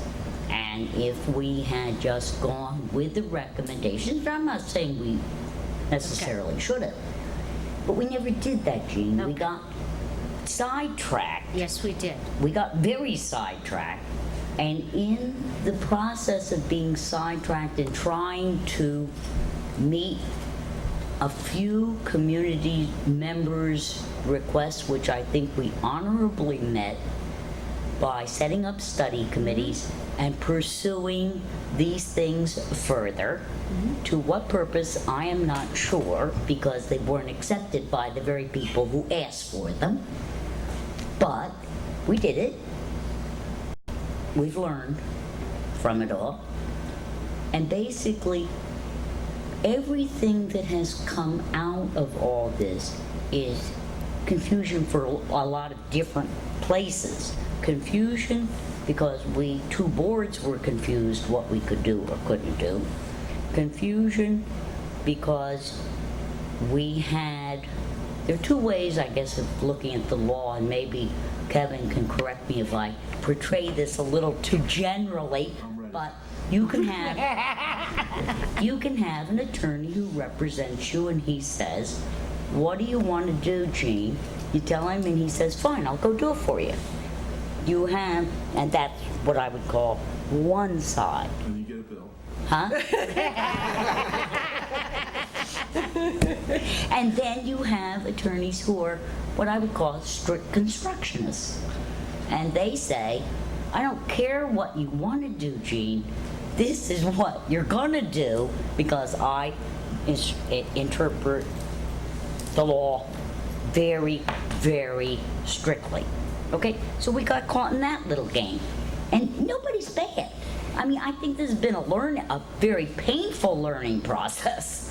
But what I think Kitty is suggesting is that the original committee took 18 months, studied an awful lot of stuff with the guidance of Tim Weidman and Peter Fairweather, and we tried to recommend, I believe, what we thought would be the best form and type of government for the community. We weren't tied to a town form or a village form. No, that could be, but anyway, so, just a minute, let me finish. So I think, Can I just add a couple things before you? can I finish? Just one second. So I think what Kitty is asking for, and the reason I disagree with Jean is that I think what we really ought to do is the two very confused boards ought to send back and ask their original efficiency committee to re-look at all our recommendations and the other possible recommendations in light of everything we've been told by Albany that we could and can't do and now can do. And I would suggest that we ask Peter Fairweather back, because he is the one who originally guided us, and that the committee decide whether we need CGR. I think we should let Kitty. Wait. I just want to jump in here right now and say that when we originally allocated the money to hire CGR and Linda Kingsley, Thank God we did. well, we had an extremely complicated path to go down. It required a lot of legislation, a lot of lobbying, a lot of appearances in Albany, because To get it to where we wanted to, the right. program to be. The only There was other- a method, but Yes, it wasn't going there to was. fit our And- dynamic. And I would just like to rephrase what you were saying about our false assumptions. They were actually true at the time we made them, but I can- Albany has changed. Well, let me explain what I meant by that. I think the boards did what they should have done. They were responsible in this sense. They hired a lawyer who understood the regulatory process, because we don't understand the regulatory. So you hire an expert, and we should have done it sooner probably. You hire the expert to explain to you the route you can take. You don't put together these reports and come up with this field of dreams approach that you think you can take, and then you go and find out, well, geez, we can't take that approach. Let's see if we can lobby to change the law. You can't do that. The bottom line was, so everybody knows, that a coterminous approach was a viable approach if you allowed the voters outside the village to vote first, to agree to be incorporated into this new coterminous government. So there was one vote by people outside the village, which is not something we wanted. We wanted 2 votes. But then after you had them make that vote, let's say they voted yes, we want to be part of a coterminous town village government. There was a second vote, which both voters would determine whether they wanted to operate as a village or town. So the problem you had was, you might, as a community, decide you wanted to operate as a village, but there was no guarantee because you had that second vote. So that was the problem we had. So whatever we do, Jean is right. The people that are going to sit down and discuss what you can pull out of the ashes should know exactly what you can do and what you can't do. Otherwise, you're just wasting your time again. Well, I would Let Kitty just answer. add to that there are really only 2 things we can do. And since the thing that we wanted to do was the most complicated thing, and we didn't have any luck trying to get that to happen in Albany, our original efficiency study actually has a path for the other 2 things. One is become a town, one is become a village. And that's not, I don't know. But it doesn't seem to me that those paths are complicated enough so that we do need CGR and Kingsley.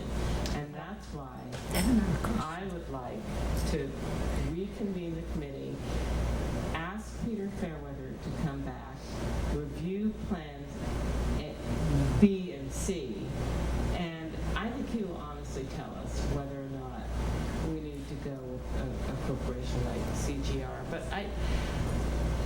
those are the simple ways. And when we were interviewing attorneys and sending out RFPs, we needed a lot of regulatory guidance that I just don't think we're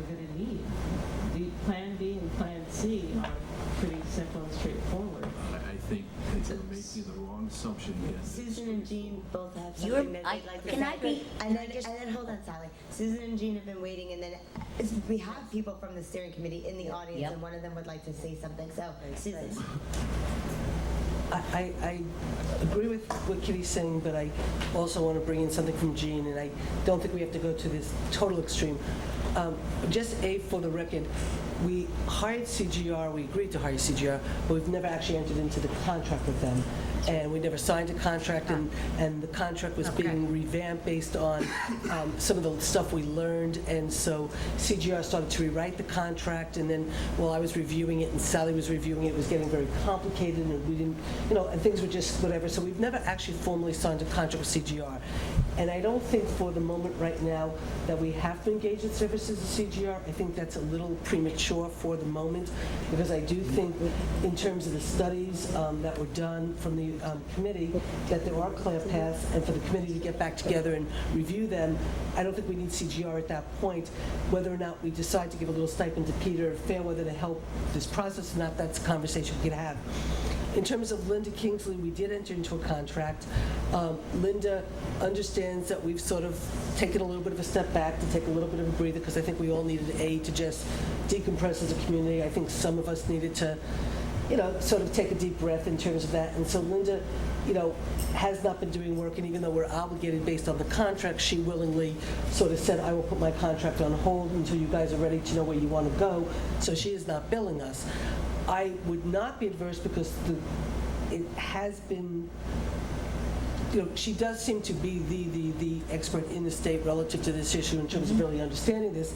I mean, if at a certain point in time the steering committee felt they need the advice of council to, bounce some things off of, that we actually on an hourly rate say that yes, they can, like up to like $1,000 or something, have the services of Linda Kingsley to advise them when they want to, question this regulatory stuff, that we allow the steering committee to actually have that resource if they should need that.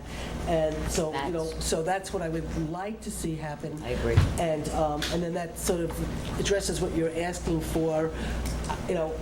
It solves what sort of Kitty is asking Right, well, for. I just want to make it clear that I would not want to reconvene the committee without somebody there to give us guidance. of Well, that would be So Peter. what's the purpose Jean of is reconvening next. the committee? What's the purpose? The purpose of originally convening the committee, which is to have a group of people who represent the town, the village, and the stakeholders in a potentially consolidated community, which also included the college and the school district, weigh the benefits and the problems So you're going to associated ask with them consolidation. to see if there is an approach to either dissolve the village or Have the town ambassador. You can't have a village, you can't have just a co-terminus. village in New York State. We would still have the right to have You would still be On that, but it wouldn't operate as co-terminus. I mean, if you that's one of disincorporate the village, you are never a coterminus. The village disappears. Well, if you dissolve the village, you're just a town. That's right. Because So the that's village not is coterminus. But what Kitty is saying, that you have the village just annex the rest of the town, then you will have that same coterminus operation that's already in village law, which means you will have. Jean has been waiting to ask a question, so let's have. No, the Ellen's next. It was Susan, then Jean, then Ellen. Oh, that's all right. Ellen can go. All right. Because thank you. Can we get a microphone to Yeah. Right there, Ellen. I would. Yeah. you may have to hold it very close to your mouth. He said not too close. Try it. Is that it? Yeah. I don't know. You're on. Keep talking. I would like to suggest Is it up? trying something different. I would like to ask whether it would make sense to have the group get back together again, but rather than asking Peter Fairweather or Linda Kingsley or anybody to come, given that part of our problem came from the fact that the directives from the state were really not clear, that we should have the the opportunity to sit down with somebody from the state so that we could say, look, we operated under these assumptions. They're not, for whatever reason, they're not available to us. This is what we're trying to accomplish. What can we do? What can't we do it? And how do we do it? I don't feel, I mean, I don't know our obligation to Linda Kingsley, that's not my bailiwick.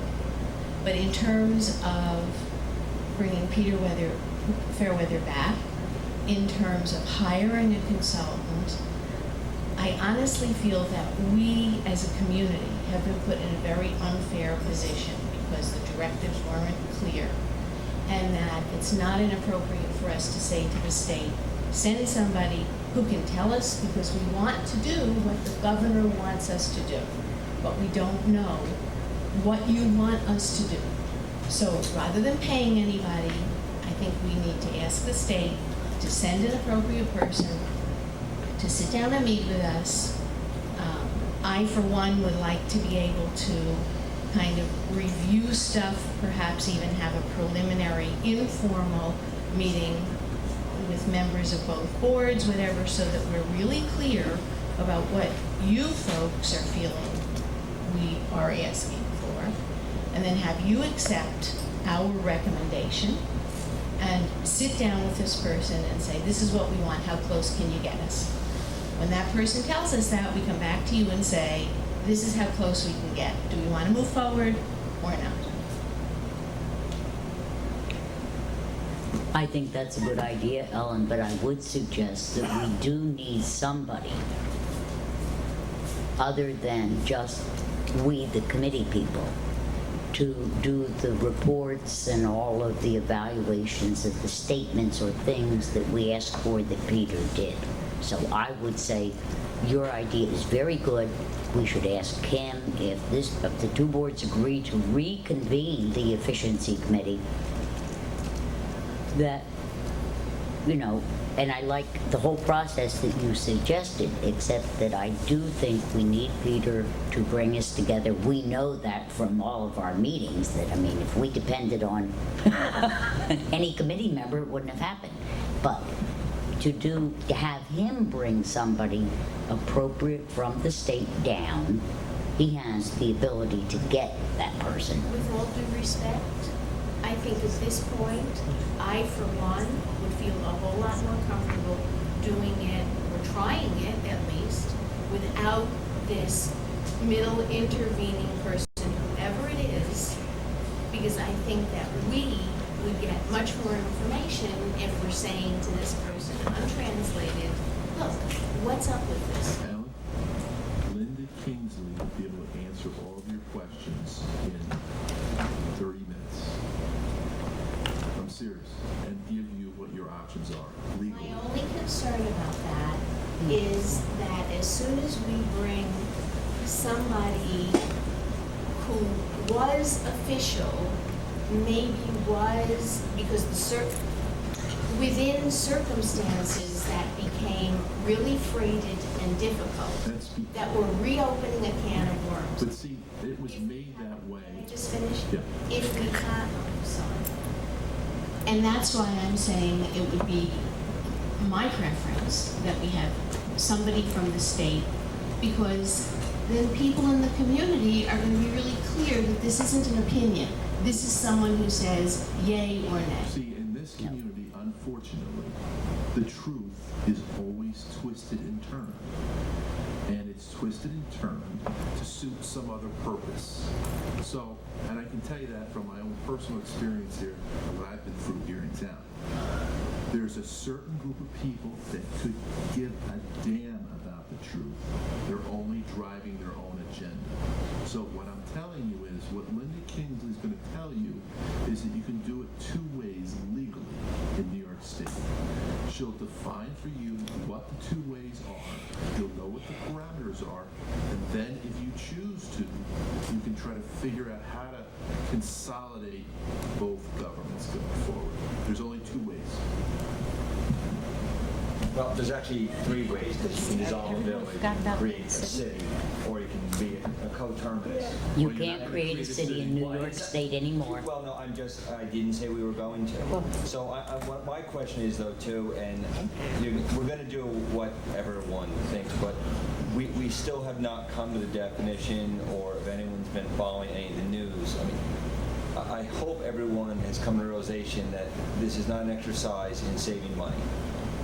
Or if you don't agree to that, then you have not been reading any of the studies of anything at all. What, So I missed your point just. this is not an exercise in saving money, consolidation. Consolidation, if you go and read any of the studies, or if you go and look at if everyone gets Governing Magazine, which I assume everyone does, they just discussed it again in their May or June issue. It's an exercise in delivery of services. We just sat here tonight and agreed to, again, do what most communities and the state is now driving people to, which is to share your services. Consolidation of a government is not going to save any money. No communities have found savings of money, and most have actually found that they're spending more monies, because then you end up with one part of the community is going to start driving different types of agendas, which is absolutely fine, and developing a community in areas they couldn't develop. These are all good things. I'm not saying any of them are bad, but we need to decide as a community, do we want to keep going forward with looking at the way we're delivering services? We're saying they're not the best, and to deliver them better, we need to consolidate, or can we continue to work together as a community? And we're doing it right now. Water, that is one of the very key pieces. This is something that if we work together, absolutely we can save money, but we're not going to solve it by just consolidating two governments. It will not do it. You need to take the services you currently have, look at them, and then find the most efficient way to deliver them, putting them together. And that I am right, but we don't need to consolidate. So I don't really understand what the whole discussion is right now. You're right, there's an economic piece that's definitely something that you have to look at, and there's studies on that. But the most important part of this whole thing is we don't need two governments. Well, again, that's the bottom line is we finally got some things done tonight. Well, that's a different. That we couldn't get done for years. That's a different. Why can't we play commonly? Why can't we share water and pay the same amounts? So why not we share just one government? It's crazy. It's all, and I'm not going to disagree with you. We're kind of digressing, but We're not digressing, because I think what the point is well, no, I don't believe we are. And again, Alan, I understand what you're saying, but Kevin has a very salient point. If you think you're going to get a less jaundiced opinion from the state than from an attorney you're paying, you're absolutely incorrect. Anyone you talk to in the state is absolutely going to. You don't need to answer me on this. I'm not looking for an answer. I'm just telling you. This is and Susan can tell this to you also. We were both just down in January down at the Association of Towns. Association of Towns is not supporting consolidation, but anyone you talk to from any of the government offices is going to tell you why to consolidate. I can answer for you right now. That's the deal. That is what they're driving. That is from the governor's desk. If you hire someone like Linda Kingsley, or you pay her for a half hour of her time, she will tell you the brutal truth. That is what she does. She will come down and tell you this is the laws, this is what it will do. If you want to talk to someone from the state, they're going to tell you what the state line is right now. I agree with what you're saying. So, that's it. And I'm not trying to pick on you, and I agree, but you're going to get the real I think answer. the bottom line is that if we want to do anything like this, we do need to have some kind of legal opinion associated with it. Carol also wanted to say something. Well, now I could just talk about two things. But first of all, we did have somebody from the state come down and talk to us and told us and gave us no indication there was any problem. So maybe another person will come down and tell us something else. But we did have a guy come and speak to us from the state, and he was very, not a bit opposed to what we were doing. Right. Okay. Say, right I sat on on. that side of that table for more years than I want to admit. Probably planning board about 35 years altogether. I sat on that side of the table. And I always believed that consolidation was the way to go. But I never thought we were going to save tons of money. I always felt that and I know that people disagree with that, but I don't think it's going to, and I agree with Jeff, it's not going to save us tons of money, village, town, whatever. But I think in terms of efficiency, I think tonight, doing that master plan was a mastered stroke. There's never been anything that much cooperation. But I do think there should be one government in New Paltz. But I don't think it's going to save us, whatever it was, $11 million. It's not, if we break even, we'll be doing well. But in terms of efficiency, that's where we should go. And we did have help from the state, and supposedly, and it didn't pan out. Right. That's all I want to say. Thank you for reminding us of that. 'Cause we did have somebody from the legal department. Sorry. So now what do you? Right, we did have somebody from the legal department that Dr. Benjamin brought down, who sat there and said, we have three options, and coterminous is one of them, and in those days it was eligible for $1 million, and that was the information that we were given. The reason I want to do this is that I just want to put some closure on this whole thing. We spent a lot of time, we spent a lot of money, really good people agreed and disagreed, but at the end of the day, it's all just left us in a sort of paralysis.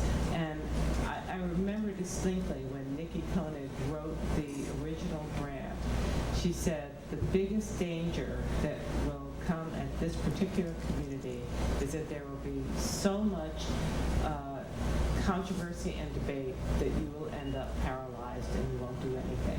And she's right. So let's not leave it that way. What I would really like to do is, I thought of getting the committee back together just because they have a little bit of a head start on being familiar with the terms. I'd like to invite Peter Fairweather back because he has literally written the book that was our kind of play-by-play book. We have allocated funding for CGR and Linda Kingsley.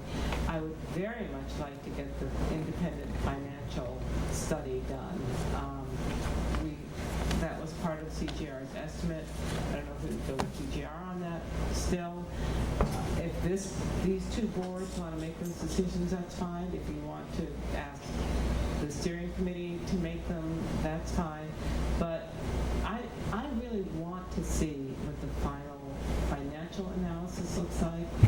And I think the reason I sort of want Peter Fairweather to come back is that I do think Linda Kingsley is the person who can give us the regulatory and legal path, but Peter will help us understand what will look like at the end of it. And maybe Linda can do that, but if we become just a town, what does that look like? And I can answer that question. There'll be 5 members sitting here. Not rather than 9 necessarily. or whatever. There could be 7. It'll be 7, but it won't look much different. I disagree. I think so much more progress. The New Paltz of 2013 would have solved its water problems with one government long before this. It would have solved the police fighting issue long before this. We talk about, New Paltz, and New Paltz is a very peculiar place. And the thing that nobody understands, and people have accused of the people who are for consolidation, one government, as wanting a tax shift, if the town board members would sit and think very carefully what the tax shift has been. The tax shift was village police, now town police. Library, now a town-wide library. Dog catcher, town dog catcher. Assessor, town assessor. Okay? All of the services. Courts and recreation also. Courts, recreation program, youth director, all used to be a part of the village, and they all were turned over to the town in order to reduce the village taxes to allow for this village to exist. That's the reality. Just go look. Okay? So the town, and I'm not sure I agree with this, but the town is basically what is now called a suburban village. Since we're throwing around our little terminology here, this is more like a suburban town. It is not a distinct village government with a rural town out there where the village government is providing the services to the town. It's the other way around. We've dumped it all on you, Moriella, everything.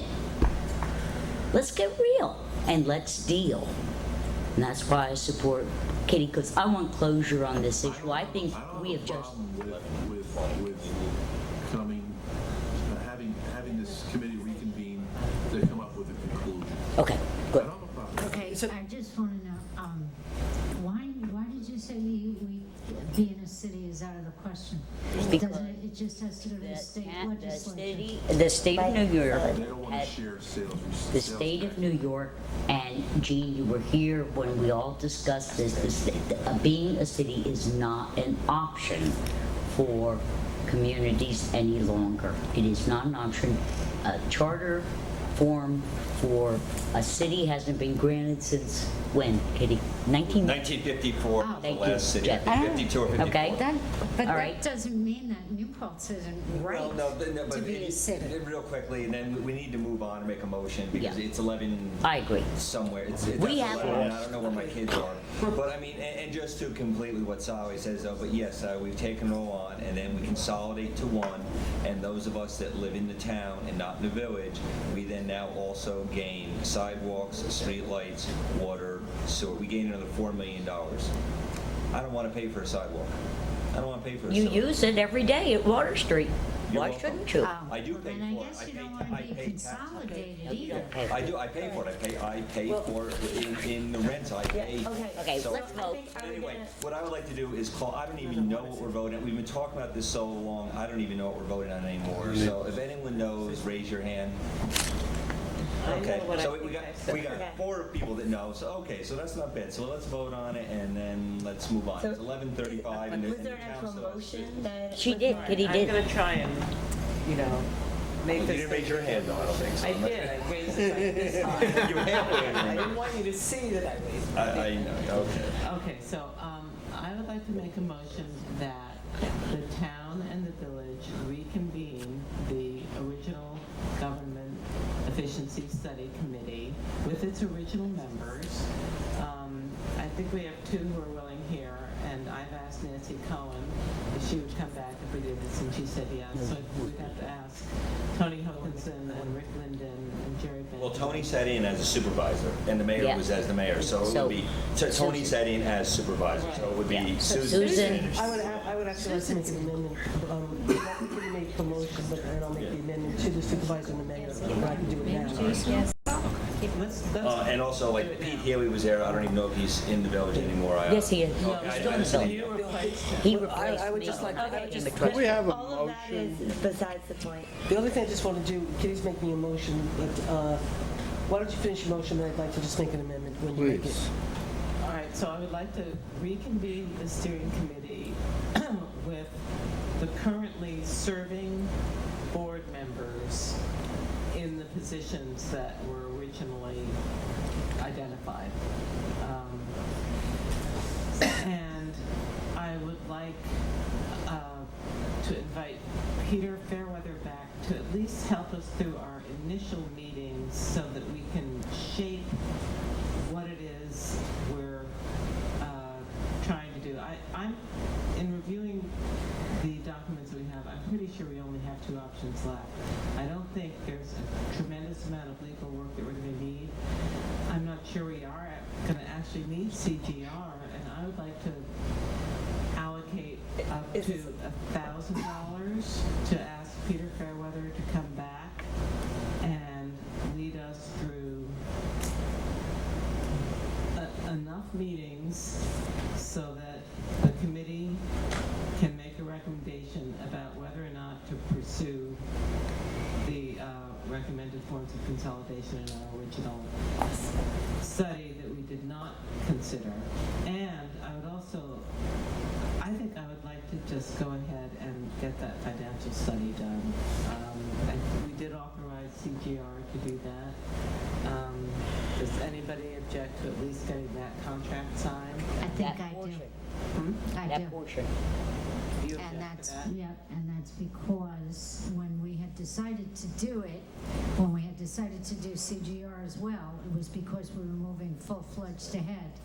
And this new development makes me feel like we're not, I'm not necessarily moving full-fledged ahead.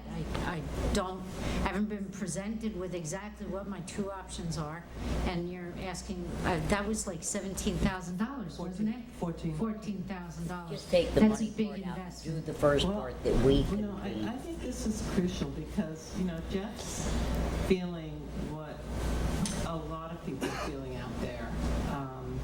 I don't know that he's right, but I want to I find don't know if out. I'm right either. Right. I will But concur. the only way we're gonna find out is if we have somebody do that. I think it's just really critical that we start that piece of this as soon as possible. Okay, go ahead. So, Well, there is was your this- motion Reconvene the committee reconvene, allocate $1,000? to bring. Peter Fairweather, do we know that, I mean, how many meetings is he willing to attend, and will $1,000 Can we cover? vote on the concept? And I think Jeff is right, it is getting late. This is what we all do to each other all the time. Let's Peter move what he will on. do for us Okay, for $1,000. so for the moment, are you asking, so for the moment, And I would like to, we've allocated the money to CGR. That's the big question out there. It's how. It is the what are- question. Can we separate the motions? Madam Chair, that's what I would recommend. I think that if you co-join these two ideas, I'm not going to vote for you. I'm going to vote against this. If you separate these two ideas, I'm very likely to vote in favor of your first idea. I am not going to. So if the motion is just to. Reconvene the committee. And have Peter. I think you would have support on that. Okay. I'll make a second for the purposes of discussion, but I'd like to make it a friendly amendment. The original steering committee How had, did you change that? excuse me, How did it change that? change what? The current supervisor. No, I want to go further than that. Because right now you have the supervisor and the mayor, and I would like to suggest that I think it would be better for a designate, somebody from the town board, whether I designate it or we agree together right now, to designate somebody in my place, and I would like to see the village board designate somebody in the mayor's place, and I think it would be much better if the mayor and the supervisor were taken out of the equation, and I think it would make for a much more productive steering committee meetings without those personalities at the table. So I would just like to make the amendment that you reconvene the steering committee with a replacement, somebody representing the mayor from the village board and somebody representing the supervisor from the town board. Will you accept that? I can't accept that amendment. I'm so, I understand where you're going with this, but, you know, Jason is probably the most vocal opponent of this whole process, and I think he just needs to be at those meetings, so that if there is any way to address his questions and concerns, we can do it in those meetings. So, I'm sorry, we can't accept that. I'm sorry, did you? I think you should withdraw your amendment. I think Kitty's point is well taken. Look, I'm not going to fall on a sword for it. It's just that if we're trying to be productive and get something done, I think we need to be realistic and we need to be productive. Well, I do understand and I agree. However, the point is, if you're looking to get something done, we're trying to take obstruction out of the way so we can get something brought before the voters, because the voters, I think everybody at this table has made a commitment that the voters deserve to have a right to vote on something and to determine the fate of their community, whether we consolidate or not. And it's an obligation of us to bring something forward for them to vote on. Excuse me. Kitty's motion. May I speak to this a second? Kitty, may I speak? The reality is, in this world, you're going to have people in favor of things, you are going to have people who are opposed. The Efficiency Committee worked quite well together with one in opposition, and we still got lots accomplished, and we made recommendations to the joint boards. Our feeling was that we didn't proceed, once those the committee recommendations were made to you, we got lost in all. Okay, I really do support Kitty's proposal as it is stated, and I think we cannot exclude anybody who is an original member of the committee, and we'll just deal. I think I seconded your motion, didn't I? Yeah. No, I actually, no, actually, Kevin, I seconded the motion, so I need You to, were withdrawing your friendly amendment. I seconded the motion, and then I made a friendly amendment. I will withdraw my friendly amendment, and I will keep my second on the table for the committee to be reconvened with the supervisor, the mayor being part of the committee. Aye. And I will move Up Kitty's. to $1,000 to be split Yes, between the for Peter. town and the village. So the And town, I- and the town will be 500 out of B fund. I, on behalf of the village, will move exactly the same motion that Kitty has moved. Will you second? Yes. All right, all in favor? Aye. This is just the first half? Yep. Aye. Aye. Okay. No. So, We ended well, thank you. wait, so, is there any way I can convince you that we need to do the financial part of this now? Not me, not at this time, no. Why don't we have the committee That discuss committee it? feels strongly about it, Okay. bring it back to the boards. Well, Yeah. Well, the committee I'm will discuss thinking it. that maybe, most of the members of the efficiency committee have been in attendance at most of our meetings and know what we've been through. I think the efficiency committee can evaluate the value of the proposal, and we'll bring that back to you as a recommendation. Can I just ask one, just again, clerical question? Who's going to take charge in reaching out to Peter and convening these meetings? We will. Kitty and I will. Kitty and Sally, are you both willing to undertake? We were on the original committee, and Okay. and So your Sally- motion did, I think it did by implication, Kitty, but the citizen committee Wait, members. we forgot something. We are gonna need to allocate funding to videotape these meetings. If you would. We already did that, this is Well, still that's- part of the process. Well, we do actually, Kevin's right about the fact that we authorize money to videotape all the consolidation meetings. And this is just an extension of our Yeah. consolidation meetings. So I agree. we're just going to formalize the fact that Sally and Kitty It's are in our going to take budget. charge of, that the two of you are Oh, going to the take two of us charge are in charge, of, all right. of moving this forward. Okay. 50/50. All right.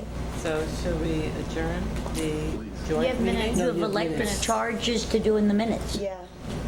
I'll move the May 16th minutes, which the village has not approved. Those are the only ones we haven't approved. That's the only ones we Okay. have. And you weren't, No. can we vote on it? No. Because Tom was not. You can't. The Rosanna, village you doesn't know have that. enough people to vote on the 16th. For us. Okay, so then, You guys can vote on all of them. Okay. What about the electric station charging grant? okay, well, that actually was really, in some ways for the town board, but if we could do it together, that would be wonderful and great too. And Laura and George Lithgow are both here, which is great because one of the things, Jim Littlefoot has actually been really talking to us for a long time about doing these electric charging stations. And one of the things that I have learned is that this is one of the things that the governor's actually, believe it or not, really interested in. This is one of his key agendas, is to get these electric charging stations up and around. And so money has been made available for streamlining the permitting process for permitting electric funding for planning is available for EV charging stations up to $5,000 for engineering and legal fees. The application, however, can only be submitted after the board has voted to accept these changes. If amendments are to be made to a local zoning and planning law, I believe it will take longer than September 30th deadline to submit for, okay, well, that's not important because the deadline was changed. So basically, in order for at least the town, and if we want to do this jointly, that's a possibility, because actually, truth be told, there might be some places in the village we would actually want want to have these electric stations, for the charging, like maybe down the Park and Ride across the street from Stewart's and up by the Thruway, and maybe some other places. So there is a $5,000 grant, but in order for us to do this grant, we have to create a local law to allow permitting for electric station. Can you explain it? Can you get a microphone and explain it? Because the reason it's on the agenda tonight is only because if we're going to do something, we'd have to authorize George to do something, have it at the next board meeting for the town, and then set the public hearing, and then have the public hearing so we could then have the grant in time. So that's the only reason why it's on tonight, okay? The grant is a reimbursement grant. There are two parts to it. One is to simplify the process in the building department, either create a template or there is a process for amending the code to allow these to basically be done by an ordinary permit, no special requirements. The other part of the process is either to adopt a local law. The local law does two things. Establishes a definition for these things, like your charging stations, and it allows them as accessory uses in districts in which you feel they're appropriate, and generally, I think that might be everything but the floodplain in the town. So the local law just needs to be authorized, and I can have that for you next week. So moved. Second. Any discussion? George said it would probably take about an hour, so we're authorizing George to create the local law that he could bring back to us for the August 22nd meeting. All in favor? Aye. Okay, motion so carried. We're not comfortable doing this That's without fine. the full Okay. board.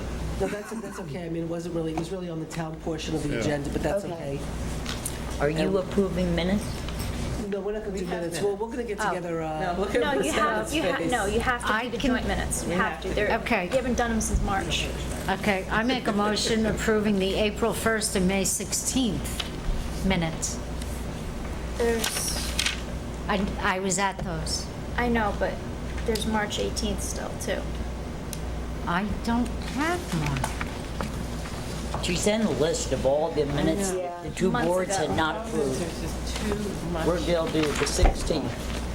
April 1st, April 8th, April 18th, April 30th, And May So you 16th. want May us to go back 16th. to March Rebecca minutes? and Jason.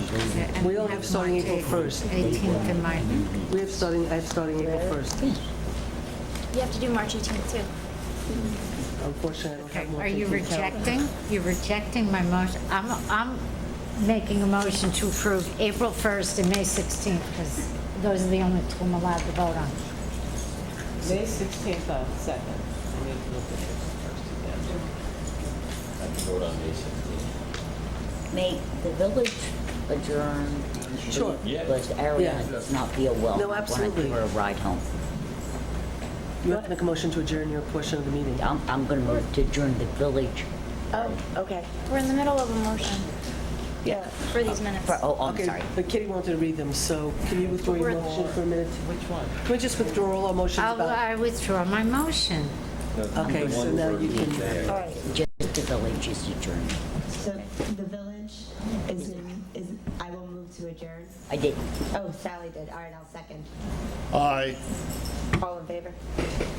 Thank you very much, Village. Thank It was you, wonderful to be together everybody, Thank you for so a much very for hosting positive us. night. We got Such a a lot great done. meeting. I'm so excited about the joint master plan Your own and all the good things that we're going to get done together.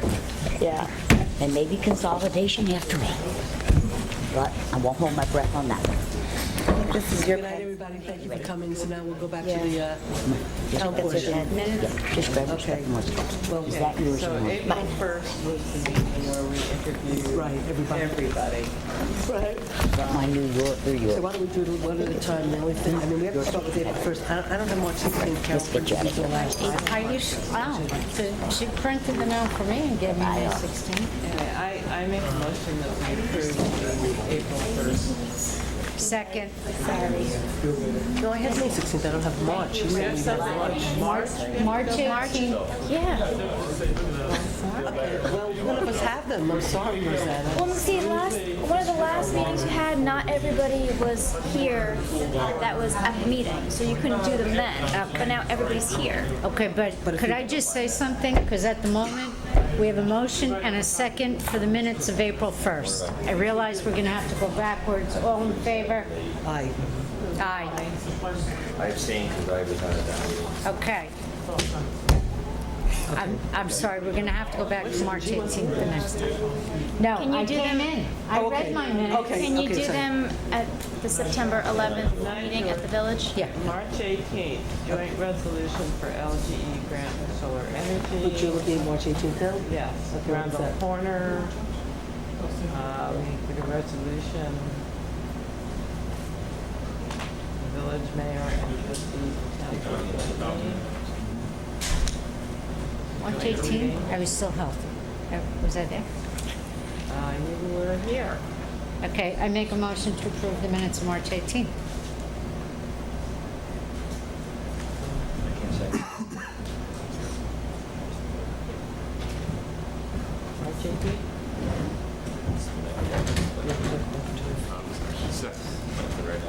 All in favor?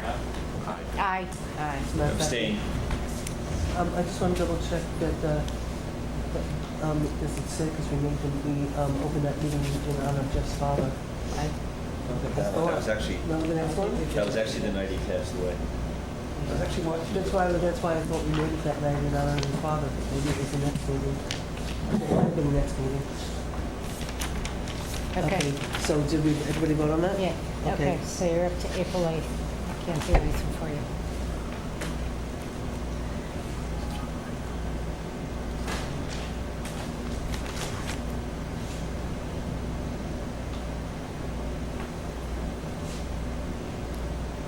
Which do you want, March 18th? April 8th.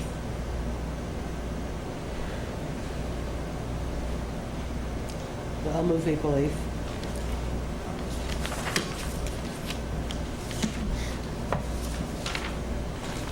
Hey, Kim, you want to try this as well? That's another good. Yeah, how did,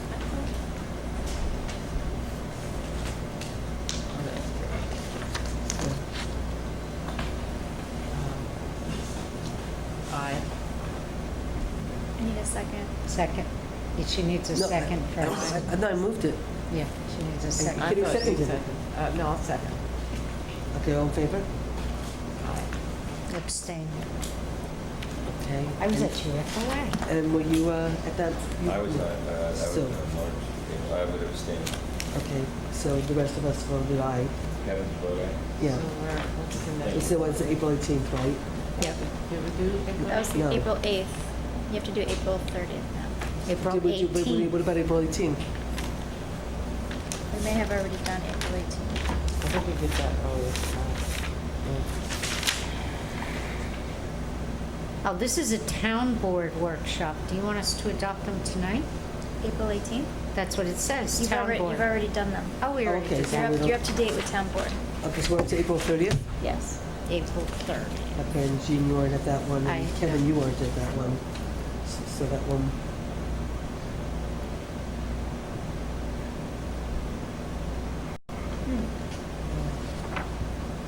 4/25, yeah, April 30th. yeah. Uh, Okay. Thanks for this.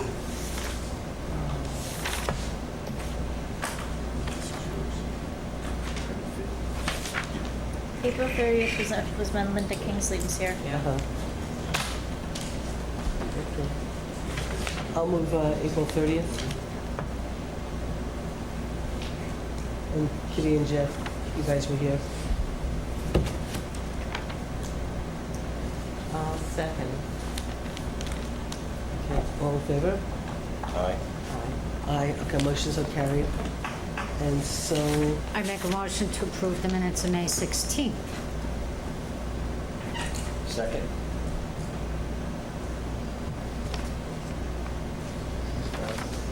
Where's one?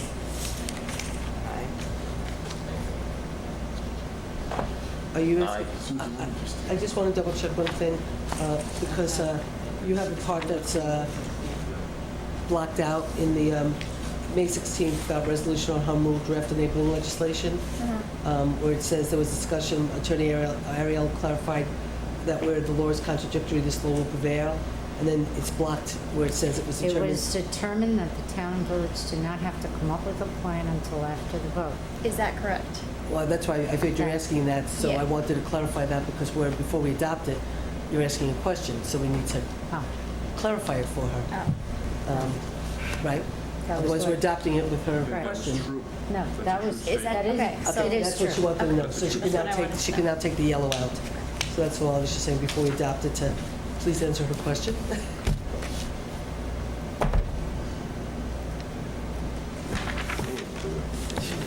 You remember all this?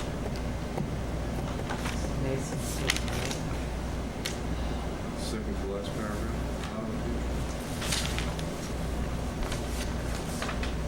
If we vote no on this, that mean that Well, that draft enabling these accusations and lies don't go into the minutes? I made a motion.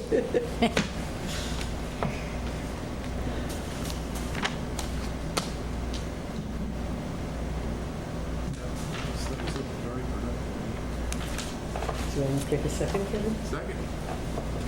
All in favor? Aye. Motion so carried. Okay, so that's, is that all the minutes we have? Yes, thank you. So then we have to just, before we almost finish up, we have a request from the youth center, and if we approve it tonight, this kid is not getting paid that much money, we'll get paid a little bit more money since he's already doing the job. So it's, So we wanted to ask, because Jim isn't asking for that, so we're gonna go up. what have been Jim isn't asking to read it. Did you, Kevin, I'm sure.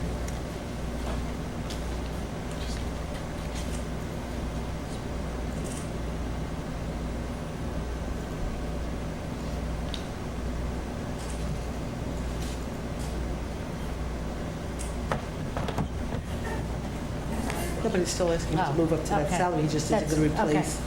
So he's asking to move Okay, Andrew to the salary of $12.50 an hour, but he's not replacing, okay, okay? I'll move it. Okay, do I have a second? I'll second it. All in favor? Aye. Okay. Aye. Motion so carried. Jeff, you okay? You will- Yeah, I'm sorry, yeah, oh, I Okay. apologize, yeah. Okay, No, okay, great, it's so great. that's Okay. taken care of. Okay, so the only thing that's left is the warrant, and you can pass the warrant with the, without the ExxonMobil thing in it if you want, because, I have a question. sure. Oh, there's 8 warrants for you in your... So I already signed Okay. them and put them in her Okay. mailbox. I just haven't remembered to make sure I told you Okay, that.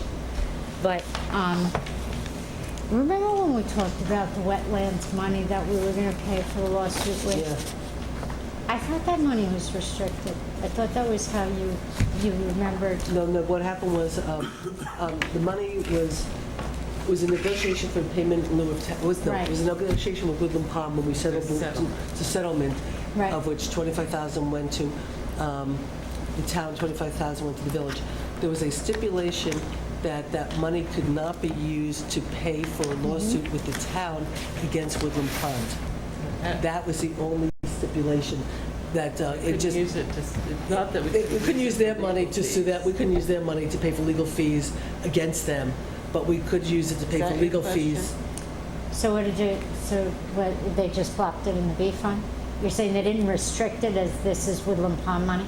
No, it's not Woodland Pond money, it's wetland, it was money that was authorized, it was money that was negotiated to go into a wetland fund, money for the village to have a wetland fund, and money for the Okay. town to have a wetland fund. Okay. So a wetland fund was set up, and in the settlement, the only restriction was that their Right. money couldn't be used by the town Okay, to sue them. okay, I get that, because it's just that the bill for the wetland lawsuit is in the warrant.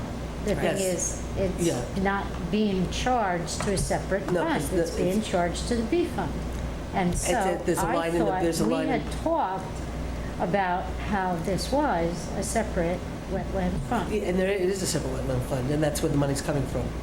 It's somewhere in the B fund. It's, no, there's a line in the B fund that says wetland, that there is there's Yes. something in it, and that's where that money was put in when we got it. And that's where the money's coming out of.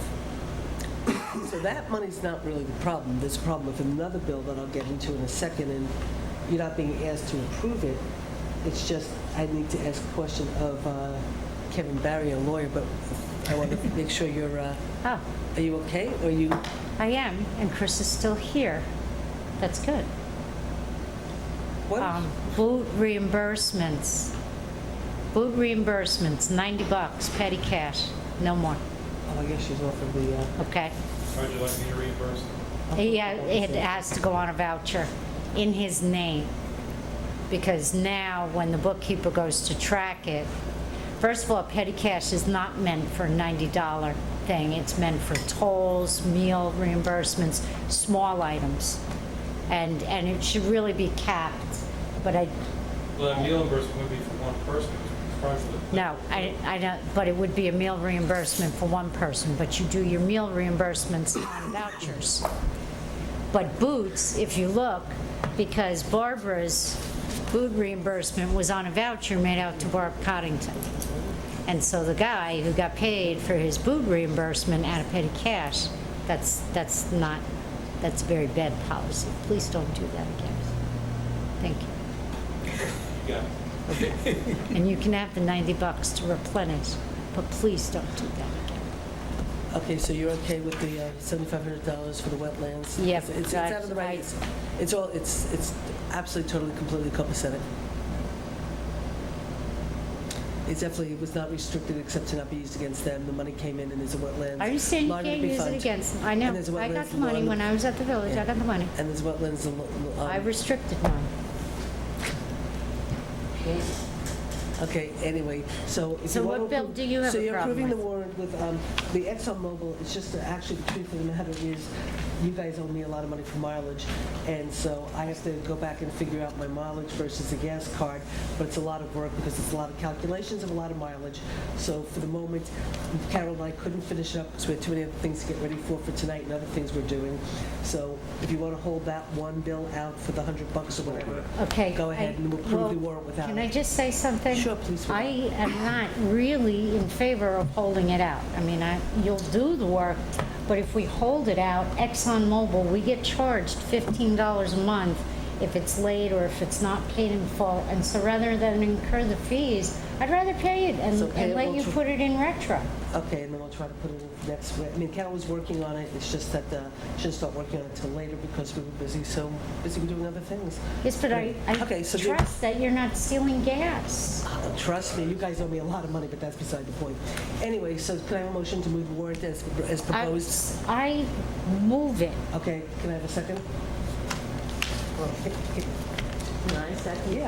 Okay, I'll second. Okay, all in favor? Aye. Aye. Okay, motion's so carried. I have a ton of questions about things that I will send you tomorrow. I mean, they're just things that when you read through them, like lawyers doing work for slip and fall lawsuits that I had no idea that were happening. Yeah, you know, actually, the truth is, I want to talk about here. No, I was going to say that I know, I agree with you, because I think there are certain things that just go directly to the lawyer that actually don't come to us. And there were some things too, that there were a lot of lawsuits that were worked on that I had no clue about either. Okay. But they seem to happen. Okay, so I don't think, is there anything else left? Is the agenda completed? Motion to adjourn? Do I have a second? What's that? All in favor? Aye. Motion so carried. Thank you, everybody, and good night.